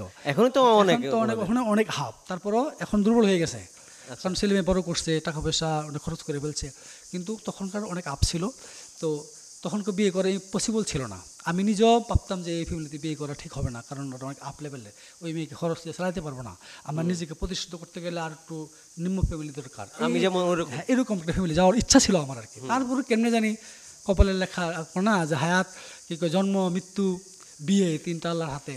তো নাটকীয়ভাবে এটা আফসু মামা, আমার উকিল শ্বশুর, আর খালেক মামা, এদের উসিলায় বিয়েটা অনিচ্ছা সত্ত্বে বিয়েটা হয়ে গেছে আর কি। নাটকীয় বিয়ে হয়ে গেছে। এটা আমারও কামনা ছিল না, আমার ফ্যামিলিরও কারো কামনা ছিল না, ওদেরও ইচ্ছা ছিল না। এই বিয়েটা হয়েছে আমার শাশুড়ি আর আমার দাদির শাশুড়ির ইচ্ছা। বুঝতে পারছি যে আপনার শাশুড়ি এবং দাদু তো আপনাকে ছোটবেলা থেকে লালন পালন করছে, এবং এমনকি আমার ওয়াইফও রাজি ছিল না বিয়েতে। আচ্ছা স্বাভাবিক না থাকাই কথা, কারণ এরকম গরিব ছেলেকে কেউ বিয়ে করে না। হ্যাঁ, তাছাড়া এটা মোটামুটি সবার ইগুতে আসবে যে আমার বাড়িতে কামলা কাটছে, আমার বাড়িতে মনি কাটছে, এর কাছে আমি বিয়ে, এটা আসলে একটু অন্যরকমই লাগে একজনের কাছে। তারপরে বিয়ের পরে তো উনি আপনার সব কিছু জানিস না, বিয়েটা হইলো। বিয়ের পরে আপনার অনুপ্রেরণা বাবদ বা আপনি গরিব উনি বড় লোক, এরকম কোনো পার্থক্য কি আপনি দেখছেন কিনা? না, ওনার মধ্যে বিয়ে যখন দিয়ে দিচ্ছে, ওনাদের মধ্যে আর কোনো আমি দেখি না। ওনাদের আত্মীয় স্বজনের মধ্যে ছিল, যেটা বললাম আমি, যে আপনার ভাইরা, আমার ভাইরা যে একই বাসে ছিলাম, উনি আমার সাথে কথা বলে নাই। ওনার আমার যে জেঠাস, উনিও কথা বলে নাই। ওনার আত্মীয় স্বজনের মধ্যে এটা ছিল, বাট ওনার ফ্যামিলিদের ভিতরে এই ধরনের কোনো মানুষ মানে আত্মীয়, এটা একটা বিষয়টা ভালো মেনে নিতে পারে না। ওরা আরো বেশি বড় লোক, হ্যাঁ, এই জন্য হতে পারছে আমার ভাগ্নিরা এখানে বিয়ে দিবে, মানে ওনা হয় সম্পর্ক মা আমার মামার তো জেঠাস আর কি, ওরা সহজে মেনে নেয় নাই। পরবর্তী সময় মেনে নিছে কেমনে, যখন আমি বিদেশ গেছি, আমার বাড়িতে যা কিনছি, যখন আপনার অবস্থা ভালো হয়েছে, আমি বিল্ডিং করছি, হ্যাঁ, চতুর্পাশে অল দিছি, যখন আমার বেতনটা বাড়ছে, আমি সেনাবাহিনীতে প্রমোশন পাইছি, তখন তারা মেনে নিছে, বাট এর আগে তারা মেনে নেয় নাই। এই জন্য এর থেকে আমি একটা স্লোগান দিই। আমার একটা স্লোগান হলো যে পৃথিবীতে চলতে গেলে, সম্মানিত হতে গেলে, মানুষের সমাজে চলতে গেলে, যদি চলতে টাকার দরকার আছে, টাকার দরকার। আর পরকালে চলতে গেলে, পরকালে সম্মানিত হতে গেলে আমলের প্রয়োজন। আচ্ছা, এটা স্লোগান আমার আছে, যে এই পৃথিবীতে চলতে ফিরতে গেলে, সম্মান পেতে গেলে মানুষ আমল দেখে না, আমলটা ইন্টারনাল থেকে যায়, মানুষ সম্পদটা দেখে। এই জন্য সম্পদের প্রয়োজন।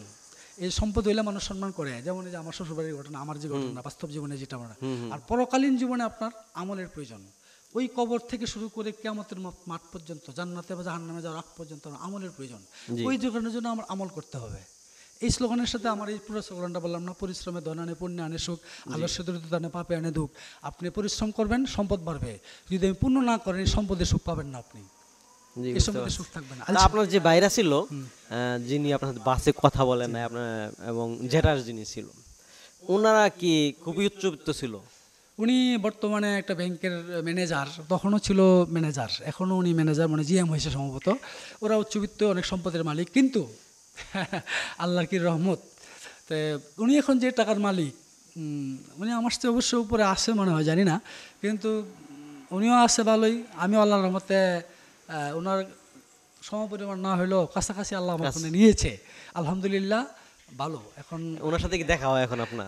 দেখা হয়েছে, যেমন আমার যে জ্যাঠাশের বাবা মারা গেছে, মারা যাওয়ার পরে ওনার জানাজাতে গেছি আমি। ওনার জানাজায় দোয়া করার কোনো লোক ছিল না, দোয়া করছি আমি।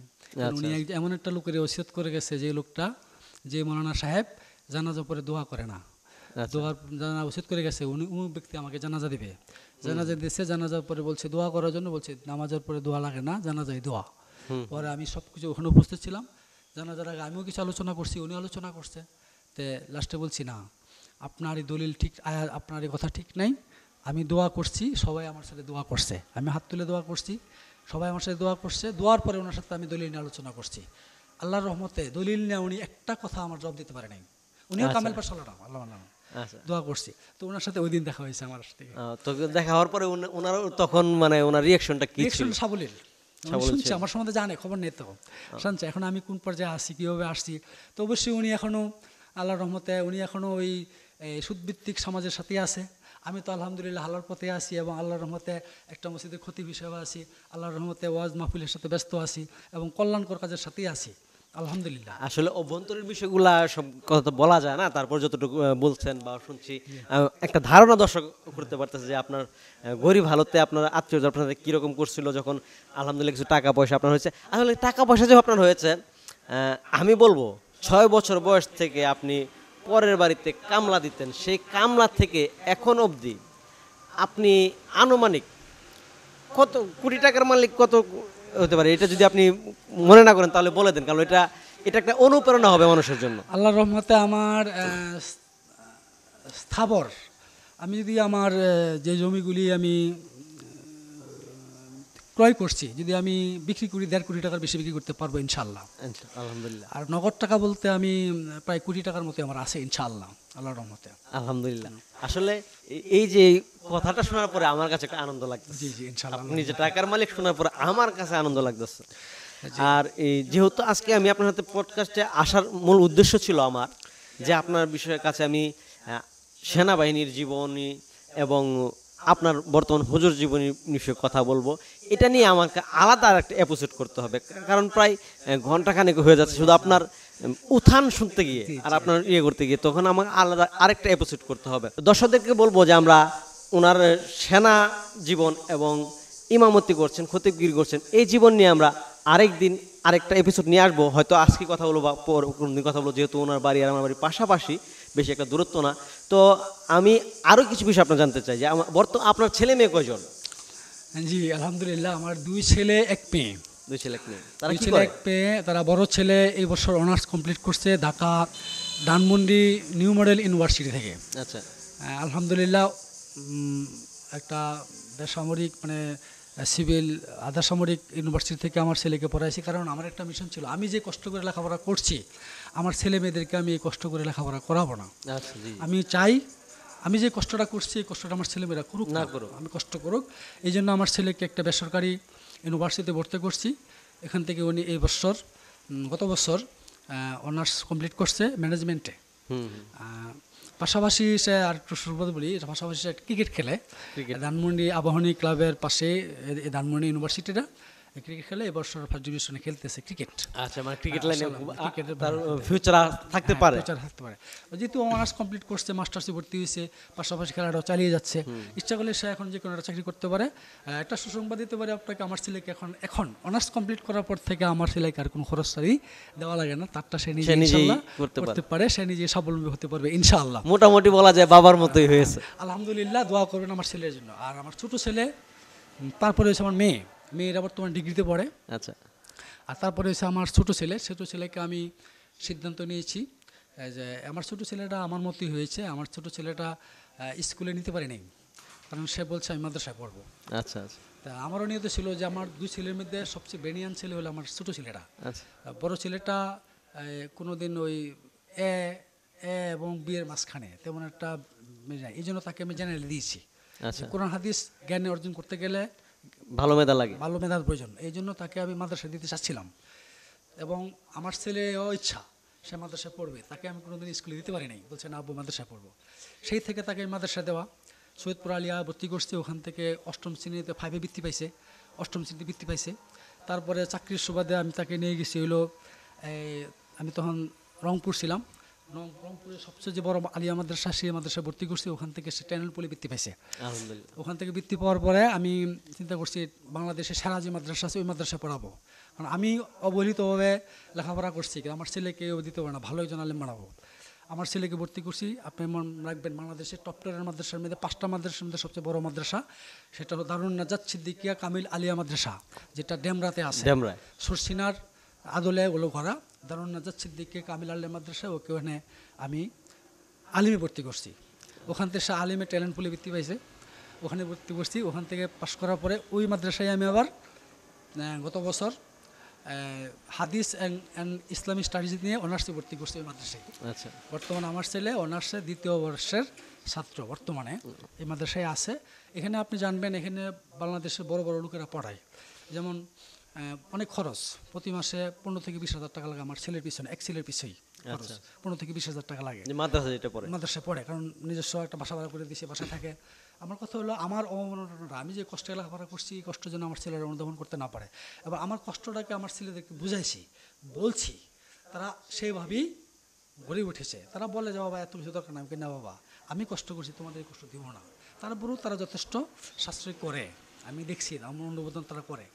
এই হলো আমার ছেলে মেয়ে। আমার চাচ্ছি আমার ছেলেটাকে, ছোটো ছেলেটাকে ওদেরকে টার্গেট দিছি কমপক্ষে অনার্স কমপ্লিট অবশ্যই করতে হবে, এটা আপনার টার্গেট আর কি। ওরা বলছে আমরা মাস্টার কমপ্লিট করবো, তো আমার ছোটো ছেলের টার্গেট দিচ্ছি 4 বিষয়ে কামেল পাস করতে হবে। ছোটো ছেলের টার্গেট জি 4 বিষয়ে কামেল পাস করতে হবে, কামেল পাস করতে হবে, যেমন কোরআন, হাদিস, ফিকা এবং আরবি। এই 4 বিষয় তাকে অনার্স কমপ্লিট করতেই হবে, এটা তার টার্গেট। এবং এটা করতে যাওয়া যে ধরনের আর্থিক সহযোগিতার প্রয়োজন আমি তারে দিব ইনশা আল্লাহ। এই ধরনের এবিলিটি আল্লাহ আমাকে দিয়েছে। এগুলো আমার ছেলে মেয়ের এখন ছেলে আচ্ছা। যে আপনার আমার সাথে যেসব কথাবার্তা বললেন, আমার তো মনে হয় যে আরো গভীরভাবে আপনি আপনার ছেলে মেয়ের সাথে এইসব বিষয়ে কথা বলছেন। জি হ্যাঁ, সব কিছু বলা ওরা জানে আমার জীবনে। সবাই জানে।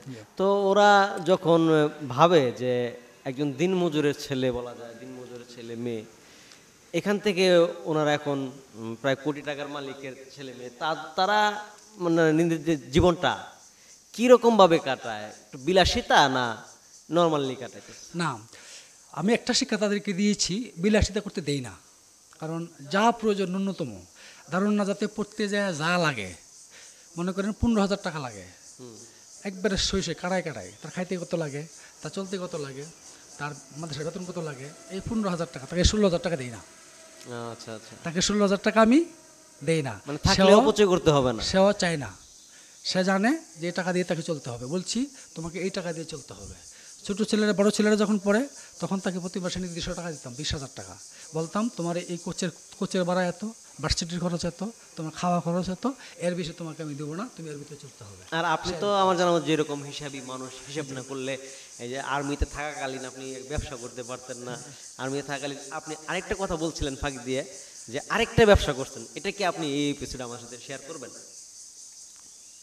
আরেকটা ব্যবসা বলছিলেন যে যে কাঁঠালের ব্যবসা করতেন, বাজার টাজার করতেন, এরপর আপনি আরেকটা সাইড নিয়ে আরেকটা কাজ করতেন, এরকম একটা ইঙ্গিত দিয়েছিলেন, যেটা পরে বলবো এরকম বলছিলেন। আরেকটা সাইড করতাম হলো, বলতাম যে কাসাব মাছ যদি নাও পাইতাম, আমি যেমন একদিন সোমবারে রায়পুরে গেছিলাম, রায়পুরে ভাবছিলাম যে কিছু কাশ্মীর মধ্যনগর থেকে কিছু পেঁয়াজ কিনে আনে বিক্রি করবো। মধ্যনগরে গেছি, আন সময় পেঁয়াজ নাই, গেছি কাঁচামাল বাজারে, কাঁচামাল নাই, গেছি এই অন্য বাজারে নাই, কিনা সুবিধা করতে পারবো না। লাস্টে ওই দিন ছিল হরতাল, সোমবারে ছিল হরতাল, রাজনৈতিক উত্তাল ছিল বেশি। হ্যাঁ, এখন কি করব, রায়পুরা বাজারে দেখবেন বট গাছ আছে, বড় একটা বট গাছ আছে, এই বাজারে মুরুগ উঠতো, মুরুগ উঠতো আর কি। তো মুরুগ উঠলো, দিতে পারলাম যে কী করা যায়, আমার কাছে টাকা আছে প্রায় 30,000, তখন 30,000 টাকা পুঁজি নিয়ে গেছি আমি বাড়িতে। আচ্ছা আচ্ছা। তখন কী করবো, তখন চিন্তা করলাম যে মুরুগ কিনি। তখন এই 30,000 টাকার মুরুগ আমি খাসা কিনা মুরুগ কিনছি। 30,000 টাকা মুরগ কিনে নিয়েছেন? মুরুগ কিনে ফেলছি, কিনা মুরুগ কিনে বসে রয়েছে খাসা কিনা। আচ্ছা। এখন এই কারবারি তো আসে না, এখন কী করবো চিন্তা করছি, এই মুরুগ নিয়ে ঢাকা যাবো। আচ্ছা, ঢাকা যাবে কী করবো? আচ্ছা। এখন বিকাল আসর নামাজের পরপর হয়ে গেছে গা, এই কারবারিগুলো শাসা করে ছেড়ে দিয়েছে হরতাল, শাসা করে আসছে। আয়সা অর্ধেক মুরগি আমি বিক্রি করতে পারছি, আর অর্ধেক মুরগি বিক্রি করতে পারি নাই। আচ্ছা এর আগে অর্ধেক মুরগি গেছি ঢাকা। ঢাকা গেছি পরে ওখানে যাওয়া এক লোকের সাথে পরিচয়, এই লোকের সাথে মুরগ দিছি এবং সেই লোকটি কিছু আমার কন্টিনিউ দিছে আর কি, কন্টিনিউ পরে মানে কন্টিনিউ একটা ব্যবসা হয়েছে। এই মুরগের ব্যবসাটা আমি দীর্ঘদিন করছি আর কি, মানে ওইটা বেশ কিছু টাকা আমি। তো এই ব্যবসার মধ্যে সবচেয়ে ব্যবসা করে আপনি মানে সবচেয়ে বেশি আর্থিক উপকৃত হয়েছেন তাহলে মুরগির ব্যবসা থেকে?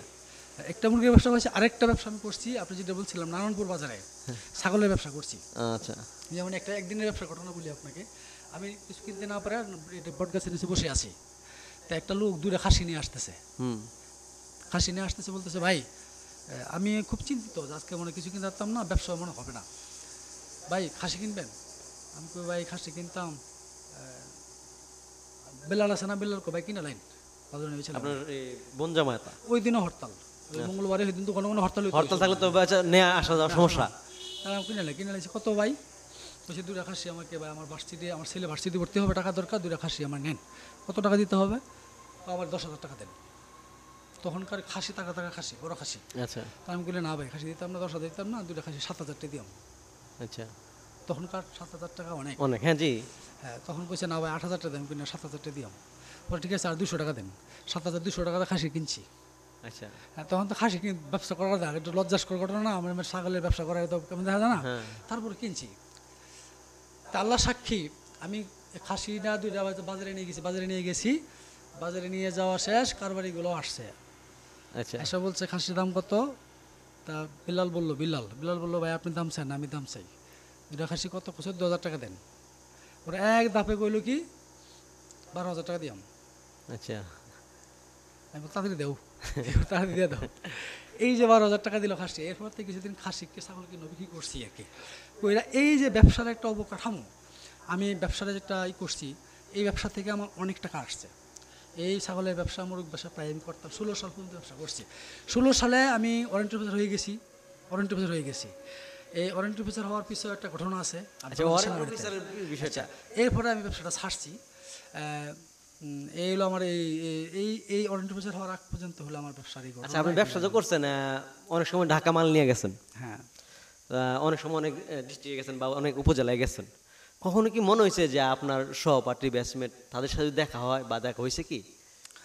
এলাকার লোকের সাথে দেখা হয়েছে, সহপাঠীর সাথে দেখা তেমন একটা হয় নাই, কারণ ওরা তো চিনে না। কারণ হলো আমার ইউনিটের যে লোক, এরা তো তা জানে। আর্মি লোকের সাথে দেখা হয়েছে কিন্তু পরিচয় দেয় নাই। আর্মি লোকের সাথে আপনি কোন ইউনিটের? এমুক ইউনিটের। আপনি কি করেন? চাকরি করেন। আমি পরিচয় দিই নাই। আচ্ছা মানে আপনি যাদের সাথে চাকরি করতেন তারা আপনাকে ওইরকম ভাবে দেখে না এই বিষয়টা। কিন্তু আমার ব্যাটসম্যান যারা ইউনিটে, যাদের কাছে আমি টাকা আনতাম হাওলাত, ওরা জানতো যে আমি খুব গরিব। মনে করেন সিও জানতো আমি গরিব, কারণ প্রত্যেক ইউনিটে গেলে এই সিও সাহেব তার জীবন বৃত্তান্ত টানে। আচ্ছা সাক্ষাৎকার নেই, তোমার বাবা কি করে, মা কি করে, কয় ভাই কয় বোন, তোমার আর্থিক অবস্থা কি অবস্থা, এগুলো জানে। সিও অধিনায়ক, একজন অধিনায়ক সৈনিক সম্বন্ধে জানতে চায়। পাশাপাশি যারা একসাথে ট্রেনিং করছি, বন্ধু বান্ধব আছে, এরাও জানে। আমার বন্ধু বান্ধবরা জানতো, যার কারণে তারা একটু এহসান করে আমাকে কিছু টাকা ধার দিত, যারা স্বাবলম্বী ধার দিত, এরা জানতো। বুঝছি।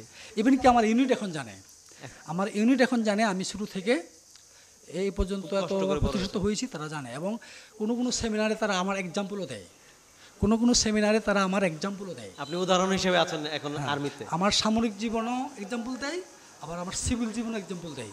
আমার সিভিল জীবনটা যেমন একদম ট্র্যাজেডি বলছি আপনাকে, সামরিক জীবনটা এরকম ট্র্যাজেডি। আপনি যদি সময় নিয়ে আমাকে সামরিক জীবনটা নিয়ে আমি আরেকদিন আপনার সাথে কথা বলবো। এর মধ্যে যেসব বিষয় নিয়ে কথা হয়েছে আমি সেই সব বিষয়ে সূত্র ধরে আরেকটি কিছু কথা বলি। সেটা হচ্ছে আপনি মিশন তো একটা সেনা সদস্য একবার যেতে পারে, তাই না? হ্যাঁ, আপনি তো একবারই গেছেন। না, আমি দুইবার গিয়েছি। কেমন 2001 সালে কুয়েত গিয়েছিলাম ইনভেশনে। কুয়েত যাওয়ার পরে 3 মাস ইনভেশন খাটার পরে যখন ইরান যুদ্ধ লাগলো, তখন কিন্তু বহুজাতিক বাহিনী এবং ইরাক সাদ্দাম হোসেন যুদ্ধ লাগলো, তখন কিন্তু মিশনটা ক্লোজ হয়ে যায়। তখন আমি না, পুরা ইউনিটি চলে আসে, পুরা বাংলাদেশের পুরা সেনাবাহিনী চলে আসছিল। সেই সুবাদে আমি চলে আসছিলাম। তখন আপনার হাফ হয়েছে বলা যায়। 3 মাস, হাফ না, 1/3 মানে 3 ভাগের 1 ভাগ। তখন যে আপনারা সেনাবাহিনী, তো আমরা জানি যে সেনাবাহিনীর মধ্যে সবচেয়ে বেশি একটা সেনা সদস্যের ইচ্ছা থাকে যে সে মিশনে যাবে। মিশনে গেলে তার একটা আন্তর্জাতিক বিষয়ে ধারণা হয়, তাছাড়া আর্থিক বিষয়ে সে একটা লাভবান হয়। তো যখন আপনারা আমেরিকার সাথে যুদ্ধ লাগে তখন কি আপনারা যে আর্থিক সুবিধাটা কি পেয়েছিলেন? না, সমস্ত আর্থিক পেড করে দিছে ইউএন মিশন। এটা তো ইউএন মিশন চুক্তি নেই, চুক্তি নেই তো বাংলাদেশের সাথে এবং ইউএন মিশনের সাথে চুক্তি হয় আচ্ছা যে আমার যে কদিন থাকবো আমি একদিনের বেতন হলো আমার তাকে আগিয়ে দিয়ে দেয়। মনে করেন আমি যে 1 বছরের জন্য মিশনে যাব, এই 1 বছরের পুরো টাকাটা ইউএন মিশন বাংলাদেশকে দিয়ে দেয়। কত সালে আপনি মিশনে গিয়েছিলেন? এটা আমি 2001 সালে গিয়েছিলাম, 2001 সালে প্রথম মিশন, কুয়েতের মিশনটা। কুয়েতের মিশনটা। আর যেটা ফুল মিশন আপনি পালন করেছিলেন ওইটা কোন দেশে এটা ছিল? 2009 সালে গিয়েছি, 10 সালের জুনে এসেছি। মানে 1 বছর ছিলেন? 14 মাস। 14 মাস। 1 বছর 2 মাস। 1 বছর 2 মাস ছিলেন। এটা কোন দেশে ছিলেন? লাইবেরিয়া। লাইবেরিয়া। আচ্ছা, এই 1 বছর 2 মাসে আপনি আর্থিক বেনিফিট মানে বেতন বাংলাদেশে যেটা ছিল ওইখানে তো আর ওইটা না। না, আমি আর্থিক বেনিফিট বাংলাদেশে যা বেতন আমি পেয়েছি বাড়িতে পাঠিয়ে দিছে সরকার। আচ্ছা, বাংলাদেশের বেতন যেটা ছিল আমার তখন বাংলাদেশের সরকার আমাকে পোস্ট অফিসের মাধ্যমে বাংলাদেশে পাঠিয়ে দিছে, বাড়িতে পাঠিয়ে দিছে। প্রতি পোস্টমাস্টার, এখানে পোস্টমাস্টার ছিল, পোস্ট পিয়ন বাদ পাঠিয়ে দিছে। আর ইউএন মিশনের টাকাটা আমাকে পেড করছে বাংলাদেশ আসার পরে। ইউএন মিশনের টাকাটা আলাদা, এটা ইউএন মিশন কর্তৃক নির্ধারিত। একজন সৈনিক কত পাবে, একজন লেন্স কর্পোরাল কত পাবে, একজন কর্পোরাল কত পাবে, একজন সার্জেন্ট কত পাবে। এটা কি মানে বলার মতো আপনাদের কোন বিধিনিষেধ আছে যে কত টাকা পায়? তখন আমি পাইতাম হলো 58,000 মাসিক। মাসিক। এটা বাংলাদেশের। আর মিশন তো কত পাইছিলেন? হ্যাঁ, না না, বাংলাদেশ না, 58,000 ইউএন মিশন নির্ধারণ ছিল তখন। মাসিক। বাংলাদেশে ছিল তখন 20,000, বাংলাদেশে 20,000 আর ওখানে ইউএন মিশন ছিল 58,000। 58,000। তো আসলে এই মিশনটা কিসের জন্য নেয়? আপনার যেহেতু সেনাবাহিনীর সদস্য, এই শান্তিরক্ষা মিশন বলা হয়, বাংলাদেশ থেকে কতটি দেশে এই শান্তিরক্ষা মিশনের সেনা সদস্যরা যায়? কতজন যায় নাকি? জি, মানে কতটা দেশে যায় আর কি। আমার প্রশ্নটা এরকম জন না, কতটা দেশে যায়?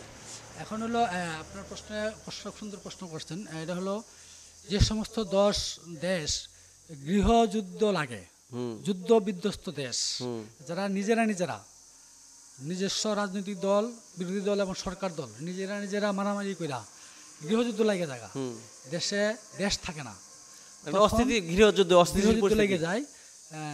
তখন ওই সমস্ত দেশগুলা মধ্যস্থতা করতে, ঝগড়া ভাঙাইতে ইউএন মিশন আসে, জাতিসংঘ আসে। জাতিসংঘ এসা বলে ঠিক আছে তোমাদেরকে আমি শান্তি একটা দিব, তোমাদের সাথে আমাদের চুক্তি হোক। আমরা ইউএন মিশনে লোক পাঠায় তোমাদের মধ্যে মধ্যস্থতা করে দিবে, তোমরা শান্তি আইনে দিবে, তোমাদের এখানে তোমাদের শান্তিরক্ষী পাঠাতে চায়, তোমরা রাজি কিনা? তখন তারা রাজি থাকে, ঠিক আছে আমরা অফ থাকবো, আমাদের শান্তি ফিরিয়ে দেন। একটা চুক্তি হয়ে যায় ওই দেশের মধ্যে জাতিসংঘের ভিতরে। আচ্ছা, যখন চুক্তি হয়ে যায় ওই দেশের সম্পদগুলা তারা নিয়ে নেয়, যেমন স্বর্ণের খনি আছে, তারপরে পাম অয়েল আছে, তেল আছে, হীরা আছে, রূপা আছে, এগুলি ওরা ইউএন মিশন নিয়ে নেয়। এক এক দেশ যে 5টা মানে ভৌগোলিক যে সম্পদ আছে, নিরাপত্তা পরিষদ আছে না দেশ, 5টা দেশ, ওরা এটা নিয়ে নেয়।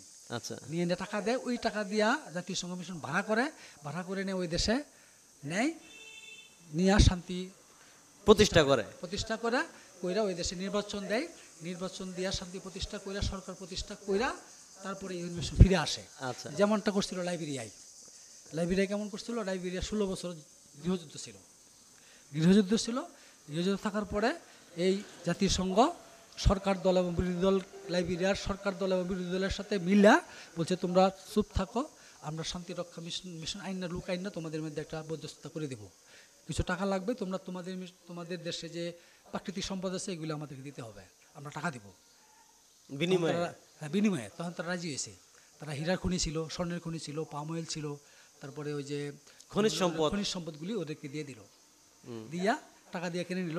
ভারত নিল, চীন নিল, আমেরিকা নিয়ে ওরা কিনে নিল, বিনিময়ে সেনা সদস্য পাঠালো। তখন সেনা সদস্য বললো, তখন বিভিন্ন দেশ থেকে সেনা সদস্য বিভিন্ন দেশ থেকে অফার দিল, কোন দেশ রাজি 10% ক্যাজুয়ালিটি। আচ্ছা, একটা পার্টি তো বিদ্রোহী থাকেই, হ্যাঁ হ্যাঁ অবশ্যই, শান্তি, এক পার্টি শান্তি চায়, আর পার্টি অশান্তি চায়, এরা চায় না যে শান্তি হোক। তো ওই পার্টিকে দমন করতে হবে না, ওই পার্টিকে দমন করতে গেলে তো শক্তির প্রয়োজন, গোলাবারুদের প্রয়োজন, ওই লোকের সাথে যুদ্ধ করতে হবে না, যুদ্ধ করতে প্রাণ দিতে হবে না। তখন জাতিসংঘ বলে 10% ক্যাজুয়ালিটি, তোমরা যুদ্ধ করে ওই পার্টিকে দমন করে এই দেশে শান্তি ফিরিয়ে দিবা, রাজি কিনা? তখন 10% ক্যাজুয়ালিটিতে তারা করে কি রাজি হয় যে আমাদেরকে এত টাকা দিতে হবে বেতন, চুক্তি করে জাতিসংঘের মিশন। আচ্ছা, আপনি তো এতে গেছিলেন, মিশনে গেছেন, তো মিশনে যে আপনি ব্যক্তি হিসেবে আপনি কি কাজ করছেন ওখানে? আপনার কাজটা ছিল? ব্যক্তি হিসেবে আমি মনরুবিয়া প্রথম কাজ ছিল আমার হইলো যে কোনো অপারেশনে কোনো বিদ্রোহীরা যদি কোনো যেখানে জায়গায় গোলাগুলি করতো, মারামারি করতো, শান্তিপ্রিয় জনগণকে Save অত্যাচার করা। করতো, নিপীড়ন করতো, ওই জায়গায় যা অপারেশন করে ওদেরকে নির্মূল করা, ওই অপারেশনে অংশগ্রহণ করা ছিল আমার প্রথম কাজ। আচ্ছা, তো ওখানে তো মানে বলা যায় যুদ্ধ পরিস্থিতি। যুদ্ধ, একবারে যুদ্ধ। তা ওইখানে যদি আপনি শহীদ হতেন, আল্লাহ না করুক, আপনি গুলি খেতেন, পঙ্গু হতেন, তখন আপনার জন্য মানে মারা আমার গেল। জন্য সরকার নির্ধারিতভাবে ইউএন মিশন নির্ধারিত টাকা আছে যে এত টাকা ক্যাজুয়ালিটি হলে এত টাকা দিবে, আমার পরিবারকে টাকা দিবে, প্লাস সরকারে আমার যে পেনশন দিবে। আমরা তো একটা বুলেটের বিনিময়ে যাই, আমি যে সেনাবাহিনীতে যারা যায় আসলে মূলত একটা বুলেট আমার বেতন দিবে, আমার ওয়াইফের, আমার পরিবারের খাবার দিবে, রেশন দিবে, আমার চিকিৎসা দিবে, সব কিছু দিবে, বিনিময়ে দেশের জন্য প্রাণ দিব, আমি একটা বুলেট বুক পেতে নিব, একটাই, এক কিছু না। জি, আসলে আজান হচ্ছে, প্রায় 1 ঘন্টার উপরে ভিডিওটা হয়েছে। তো আমি চাচ্ছি যে আপনার সেনা জীবনে আমি ঢুকতেছিলাম, আপনি ঢুকতেছিলেন, তো এইটা নিয়ে আমি আলাদা আরেকটা এপিসোড করব। দর্শক, আপনার যদি কোনো প্রশ্ন থাকে, জনাব শাফিউদ্দিন সাহেবের কাছে যদি কোনো প্রশ্ন থাকে তাহলে কমেন্টস করে জানাতে পারেন, আর যদি কোনো পরামর্শ থাকে তাও জানাতে পারেন। খুব শীঘ্রই এপিসোড শাফিউদ্দিন সাহেবের আরেকটি এপিসোড নিয়ে আমি আসছি। সে পর্যন্ত ভালো থাকবেন, সুস্থ থাকবেন। হুজুর, তো এই পর্যায়ে আমরা বিরতি নিচ্ছি। জি জি জি, আসসালামু আলাইকুম রহমতুল্লাহ। থ্যাংক ইউ, আপনাকে অসংখ্য ধন্যবাদ।